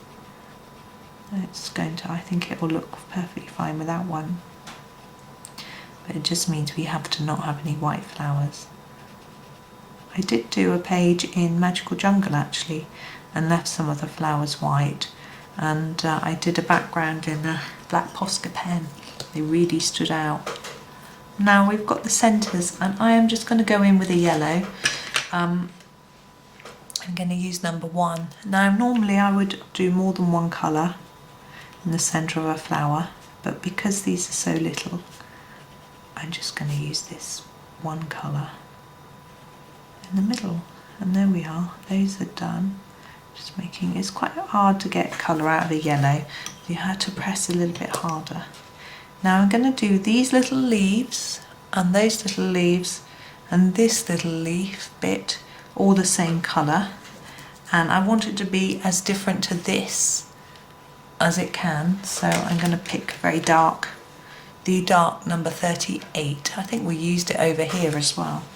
So again, I'm not going to shade these because they're small, so I'm just going to I'm not going to push down too hard. I don't want loads and loads of really stand out dark colour, but it comes out quite well anyway with minimal pressure. So just going through this. Now I've got this tiny little tendril. Just do the best you can. Don't worry if it's not exactly in the lines. It doesn't matter. Now this bunch of leaves here, these are the leaves for the daisies, I suspect. Now daisies they're sort of quite a mid-green, and because we haven't got much other mid-greens, I think that's what I'm going to do. They'll look quite like the fuchsia actually, which this green here. So I'm going to start off with I've pushed you off the page, number 52, let's go up a bit, number 52, and I'm going to start at the bottom with lots of layers of this green, and then reduce it a bit, and I'm going to go to the tip and do a lot of layers there, and then reduce it to the middle. Now you could just do layers at the bottom or at the top, but the reason I've done both for this one is to make it look different to that fuchsia, which is in a similar colour.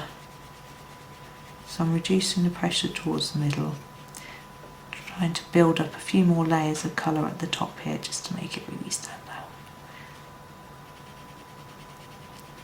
There we go. And I wanted to say in this video, thank you to everyone that's been watching. I can see in my YouTube statistics that people come in and watch my videos, and it's really lovely because it makes it feel more worth doing. Now I'm doing them because I really love teaching, and I don't really get the opportunity to do it, so I thought that this would be a way that I could do some teaching. So that's why I'm doing it, but it's still really nice to know that some people are watching and hopefully enjoying and learning as well. So now you can see we've got all these light pale areas which we don't want to leave in the petal. So we can grab the number 50 and go over it. I'm going to try to only go over the paler parts, and I'm trying not to press harder than I need to, so that I can still, so there's a real definition of colour. You can really see that some parts are pale. This one I've done too much dark, so you won't get that. It doesn't matter, it makes the leaves look different to each other, which is more realistic. We don't go out and look at a tree and every leaf is the same. No leaves are the same. There we go, I'm happy with that one now. And what we're going to also do here is to do these ones here. Now I'm just going to zoom out and talk about, whoa, or in apparently, and talk about the colours on here. Go out a little bit more. So I've got to pick a colour for these. Now firstly I'm going to eliminate any orange and red, because we've got a lot of orange and red here. We don't want that. We've also got pink and purple here, and orange and red and purple here. So to me we're thinking blue or red, although that's almost red, so I probably won't do red. We've got no actual just red here, but it's okay. So, but we've got blue here, so if we do this one blue, it's very close to that blue. Another option is yellow, but this is slightly yellowy as well. So it's a little bit of a conundrum for me, really. The other option, of course, is we could do them green. We could leave them white. So it's a bit tricky, but what I've decided I'm going to do is some sort of lilac-y purple, because look, we've got this lilac here, and I think it'll work, and it'll be, we've only got such a slight bit of purple here. So that's what I'm going to do, and it'll just balance across to that. So that's my idea. So bear with me while I zoom back in. I try not to make you seasick. I think that's as far as I can go without getting too blurry. In fact, take you out just a tad. So we're going to do those in the lilac colour now. This is number 62.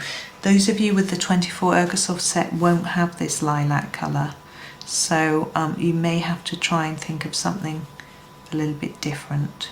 Maybe just a very light application of the darker purple. Now what I'm going to do is go over each little petal with a really light lilac to start with, and I will have a think about what I'm going to do, because we've got this bit in the middle as well. Now I did try to work out what these flowers might be, because what I've been doing is identifying them and then colouring them to how I think they should look, and I just couldn't with these. I had no clue what they might be, so I'm just guessing, and I suspect Johanna would be happy. I watched one of her lives the other day, and she was saying how her flowers are all hybrids, so they're bits of one flower and bits of another flower, so you shouldn't really be trying to guess what they are. Just checking you can see this one before I start to colour it. But I know a lot of people do like to try and colour them in a more sort of realistic manner, but I find it helps me to choose colours. Now what I'm going to do is start to shade this a little bit by putting more colour underneath here and then leaving the tip paler, but I'm going to blend that in towards the tip. She also never tells people what colour she uses when she's colouring in. She likes people to do their own thing, but I know from my personal experience it can really build confidence if you can look at other people's colours and get some idea of what they're doing. And I don't always intend for you to go, right, she's using number blah, I'm going to use number blah, but I just give you the numbers as some guidance so you can, if you do want to copy exactly, it's a bit less frustrating. But not everyone has the same set of pencils. I follow a lot of tutorials where people use Prismacolor pencils, and I have a few. I have the greens mainly, a few really pretty purples, and that's about it. So I have been tempted to buy a whole set, but there's a few things that put me off. Firstly, I don't have room to spread them out on my desk, so there's a chance that I wouldn't use them very much. My polychromos are always open on my desk, so when I need a pencil, there they are for me to grab. So that makes them my sort of pencil of choice. The Prismas, I would have to either replace my polys on my desk with them or sort of get them in and out each time, and I just don't think I would do that. Also, I worry about the fact that some people say they break easily and things like that. I have had a few problems with some of my pencils breaking, not just those though, all sorts of pencils. Now this top piece, I'm still thinking about what to do with it. I think I might just go a really light and just leave it at that, really light. So yeah, it puts me off a little bit. That might have some that sharpener, I have to keep sharpening and the leads break. So say I've had it done with several different brands, happen with different brands.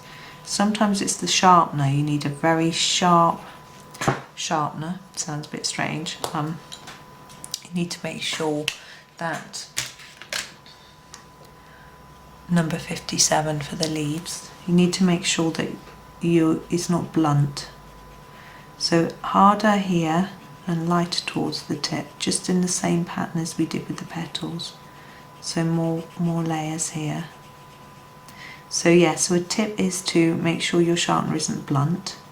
But another one is to clean the blade. Now be careful, don't just run your finger along the blade or anything silly. You clean the blade by putting in a normal graphite pencil, you know, like just an HB type pencil, and sharpening that in your sharpener that you use for your coloured pencils, and apparently that helps to clean off the blade, so that's useful. And another tip is to turn the sharpener and not the pencil. That I find sometimes I can't do that, and certain types of sharpeners obviously work better with certain brands of pencils, and it depends what you've got. When I get a problem with pencils breaking a lot with a particular brand, I usually write to the manufacturer and ask them if they could recommend a sharpener. I did that with Staedtler, and they recommended their Noris sharpener, which I use. I haven't got it here at the moment. I did it with Derwent, and they recommended the one I have got here, which is this one with the handle. This is quite cool to use, and I have actually been using it for these because it gives you a really sharp point, and they work really well for the Staedtlers. Okay, I think we've finished. Yeah, those are all done. I should just move it a little bit, hopefully get it all in the picture, everything that we did today. There we go. So thank you for watching. It seems a bit wonky, it's because it's a circle. I hope you enjoyed it, and there's just 2 more before we get this one finished. So happy colouring. Hi everyone, today we're going to be doing this flower here from this wreath, which is from World of Flowers and in Johanna Basford's 2021 planner. Now I don't know what this is, but I think it looks quite like a rose, so that's what I've called it, and that's how I am going to colour it. Now I am going to use a couple of pinks for this rose, number 61 from the Staedtler Ergosoft and number 20. Now these are the same colours that we used up here for this one, this lily, and I think opposites work quite well on this sort of wreath type picture. So I'm going to start with the 61 in doing the areas that I want to be darker. Now I feel that the lower petals would probably be darker than the higher ones because of the way the light would fall on them. So I'm only doing quite a gentle layer on these, just on the centre part, where they would be shaded by this little part in the middle. And then we might have a little bit here, just from the shade of this turned over petal. And then I'm going down to this layer, and I'm putting a little bit harder on here, and I shall take it out a little bit further, more towards the edge of the petal. It's quite an interesting petal, this one, isn't it? It's all funny shape and turned over. Wow, Johanna knows how to draw some great fun things for us. And here, same again, so a harder layer here and lighter towards the edge and a little bit under there. So we're just working our way round. Now the very centre of a rose, I haven't actually looked one up on my search engine today to guide me, but usually there's a bit of brown and a bit of polleny yellow colour, so we'll try to replicate that. Now these, because they're right at the bottom, they're going to be the darkest, and I'm thinking maybe we should do the whole thing in this colour, so maybe just the very, very edge. Now that I'm leaving the turned over parts, you can see, I'm going to make them a bit lighter, I think. I often get a little bit stuck knowing quite what to do with those. When it's a leaf, I've often observed on trees that the turned over part is a bit silvery and grey, but with petals I haven't really done much observation of that. I really should, it would help me. Oh, I didn't do a bit under there, a bit under there, right near the edge.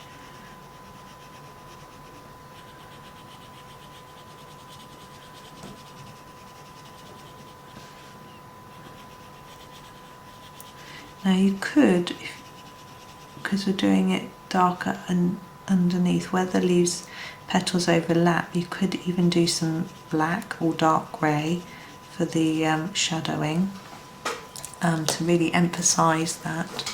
Now we're going to switch over to the number 20. Now on these top layer, I'm going to go over the top of the darker pink that's there, then gently fade out. I don't want it to be too dark, although it is looking quite dark. There we go. And the same here.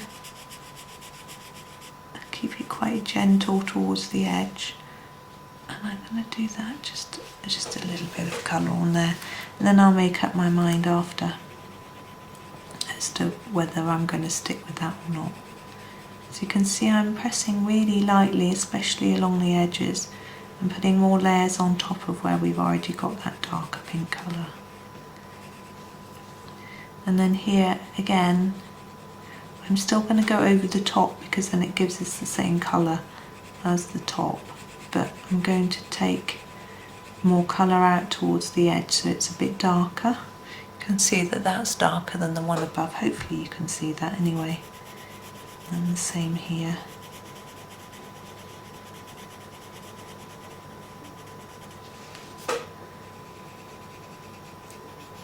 So Johanna's got some really, really pretty flowers in her World of Flowers book.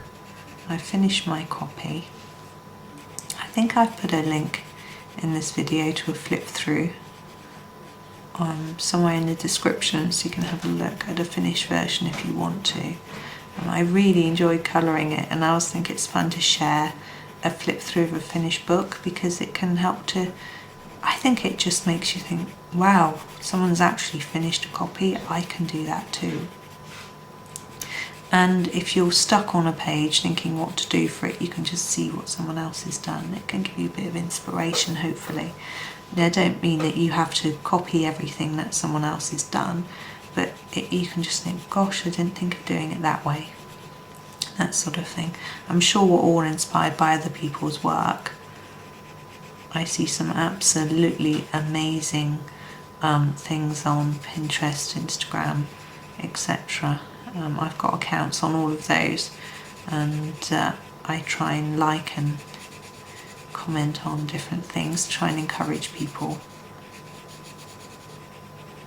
I find that I've never looked at a picture that someone has coloured and not found something in it that has sort of inspired me in some way or another.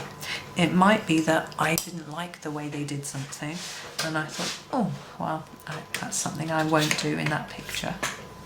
And that sounds a bit mean, but it's still, in my head, that's still inspiration. Number 76 for the middle, really light. What I'm going to do is I'm going to just randomly dot around in brown, just a little bit, and then go over it in black, in yellow, not black, yellow, number 1. Or I might see a technique that someone's had a go at and think, wow, that's something I'd like to try. It might not be on that particular picture, but it inspires me. Or it might be as simple as a colour scheme they've used. There's very few pictures that I look at that I dislike. I'm just going to rub out there where I went over the line. And usually I would, and I don't dislike the whole of any pictures really. Now I think that looks quite delicate, and so for the leaves I want to do quite a delicate green. So I'm going to grab this really light number 50, but do a really, really gentle application. See, I sometimes look at a picture that's done in pens, and I find that I really admire people who can use pens, because when I use pens I get frustrated because I can't blend, I can't, I have got a very limited amount, which doesn't help me. So I find, wow, when I see someone and they're so vibrant, and some people blend them even when they don't, the effects are really cool. So that's really interesting. And when people use watercolour paint, wow, that is amazing. But even in the sort of beginners who do the most basic work, I can still be inspired, as I say, by their colour schemes or things like that. So don't be worried about posting your work on these sorts of sites, because it inspires me. I don't know about other people, but there we go. Now, I think we're done with that one. So what I might have done, had I done pens at all in this paint pens, I might have done a few dots of paint pen in the middle of there to emphasise it, maybe some yellow. But because I haven't used pens at all on the page, I think it would be wrong just to do it in one flower. It would look uneven. So if you're going to do a few bits of pen, try and do a few bits across the whole page. So there we go with that one. That's done. The leaves are ever so simple. You could do more with those if you wanted some different bits of colour. I just really wanted to leave them really light, and if I started putting shadow or anything, they wouldn't have been light. So that's that. So thank you very much for watching. Hope you enjoyed it, and happy colouring. Hi everyone. Now welcome to the very last video in this set, which is to colour this wreath from World of Flowers, or this is from Johanna Basford's weekly planner. We've got this very last little bit to do. Now I have called this video Bluebells. I realise these are not bluebells, but I'm going to colour them as bluebells because I'm going to do them blue. And we have this butterfly. Now, I don't like colouring leaning against this, so I'm going to turn my book around and colour from this side, so I'm not leaning on the spiny bit.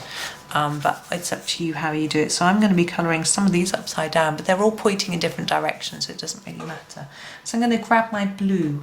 Now, I'm going to use number 3. Now, this is from the Staedtler Ergosoft set. You should have this if you've got the 24 or the 36. Now, I notice we have these little bits of leaf on each flower, so we need to start colouring so that we leave those leaves free of colour.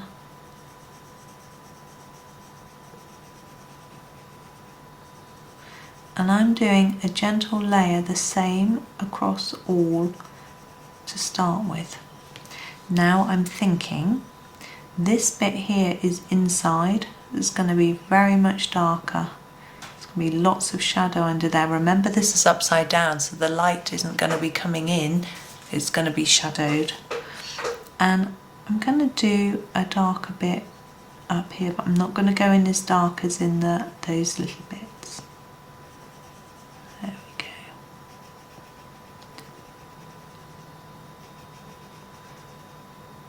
we go. And just going to do the same with all of them really. So this is a bud, I'm going to keep it the same though. So a nice light gentle layer.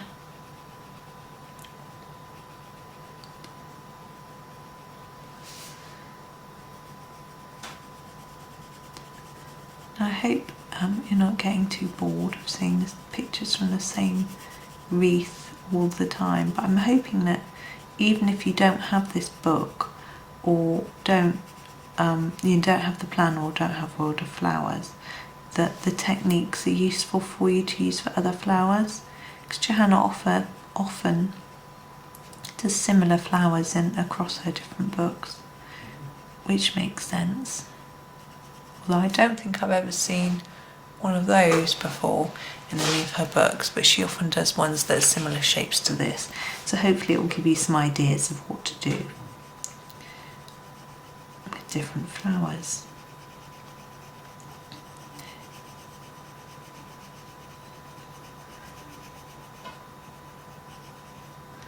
I've recorded a lot of videos today. I record them in advance so that I've got time to edit them before I release them, and I like to do one a day. I don't know why I decided on doing that, but it's just occasionally I pop in an extra one if I've got one, but it tends to be one a day. And I think it's because my children have a YouTube channel, and they told me you need to consistently release videos at the same time. So they always release one on a Sunday. And so I started having a lot, so I thought I'd do one each day. But that's why they're sort of short, because I don't have time to make a long one every day. Would be lovely if I did, but no. I do have a job, so something I've got to earn the money to pay for all the pencils.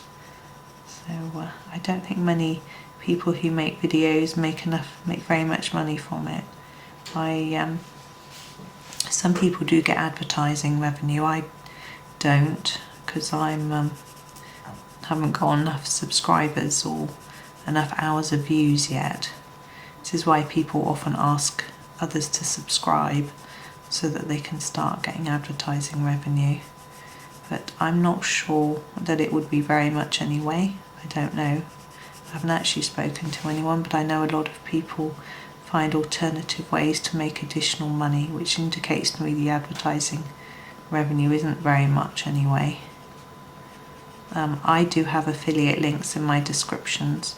That makes me a little bit of money.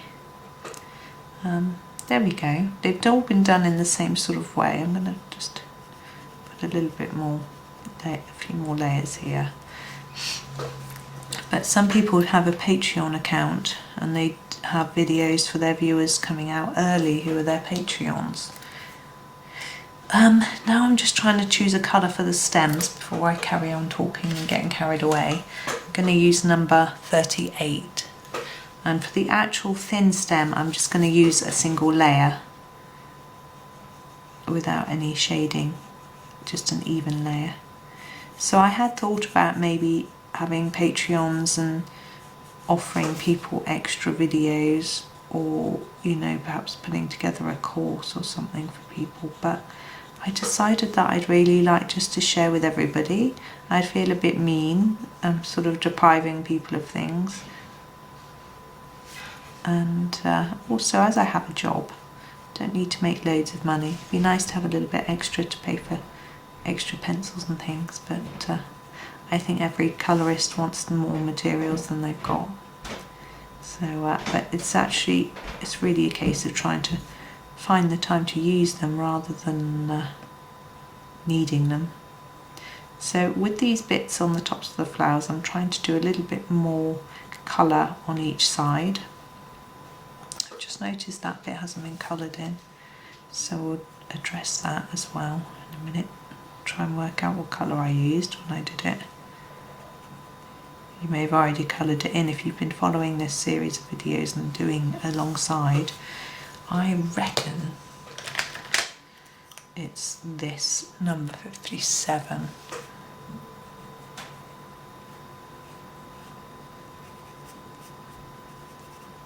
There we go. So go back to our 38, and we've got these leafy bits, and I'm going to do several shades of colour with those. So you can see I'm doing quite a few layers at the bottom and less coming up. Yeah, some people are really keen for me to sort of make a career out of doing this rather than my job, but I just don't think that it's something that is feasible at this point in time. And I would also feel more pressure, I think, to do it more, and that might mean that I wouldn't have so much fun. Number 56. I think that's the problem with monetising your hobbies, is that they become something you have to do rather than something you do because you enjoy them or for relaxation. That's quite a different colour. I'm going over the whole thing with this, and I'm going to have to go over the stems as well to make it sort of matching. I'm not sure I like that very much. I'm wondering if that is supposed to be part of this flower, or is it? No, it's that, isn't it? Yeah.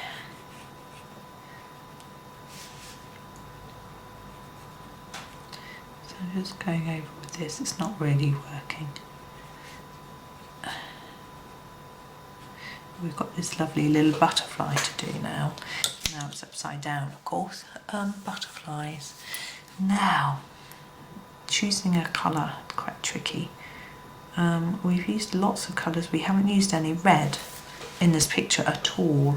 So I'm thinking maybe that is the way to go. In fact, we may have used a bit, to be fair, on a few of the bits, but not just plain red. So I think we're going to use it. So this is number 29. Oh, it looks blurred. Oh well. So we're going to do this. So with the butterfly, I tend to start off with a harder layer there and lightening towards the edge of the wing, because I feel that it might be bent slightly towards the body and there'll be some shadow from the body. And you see, we're just going to keep this plain red. You could do these little sections in different colours, but it's quite small, and also it will stand out because it's the only red thing on the page. Now the body I usually do in a grey. I've got two greys in this box. I'm going to use, no, that isn't a grey at all. I grabbed completely the wrong pencil. I think, yes, this is number 8. This is definitely the dark grey. Goodness me. And I'm not going to shade it, it's too small. Just colour it in. There we go. And pop it back. I can see what's happened. My other grey's in the wrong place. Right. There we go, so that's done. So I'm going to turn this round again. I'm going to zoom out. Ooh, I'm so sorry. And hopefully you'll be able to see the whole thing all finished. There we go. all done. And now I'm just going to check it very quickly to make sure I haven't sillily forgotten any bits or anything, but no, now we're done. Now the only thing we've got left is to think about maybe something in the middle. I'm going to leave it just like this. I'm not going to put anything in the middle. But for a previous video, I actually traced some butterflies and put them in the middle of a flower wreath. So that's something you could do. You could do a background colour like a sunset or something, or put a bird or more flowers, anything like that into the middle, or just write your name, something like that. But as I say, I'm just going to leave it plain like that, and there we go. So we're all done. So well done if you kept along with all of those videos. It's quite a mammoth amount of videos and a lot of colouring to do. So if you did, well done, and thank you for everyone who's been watching along, and hope you enjoyed it. As I say, thank you, and happy colouring.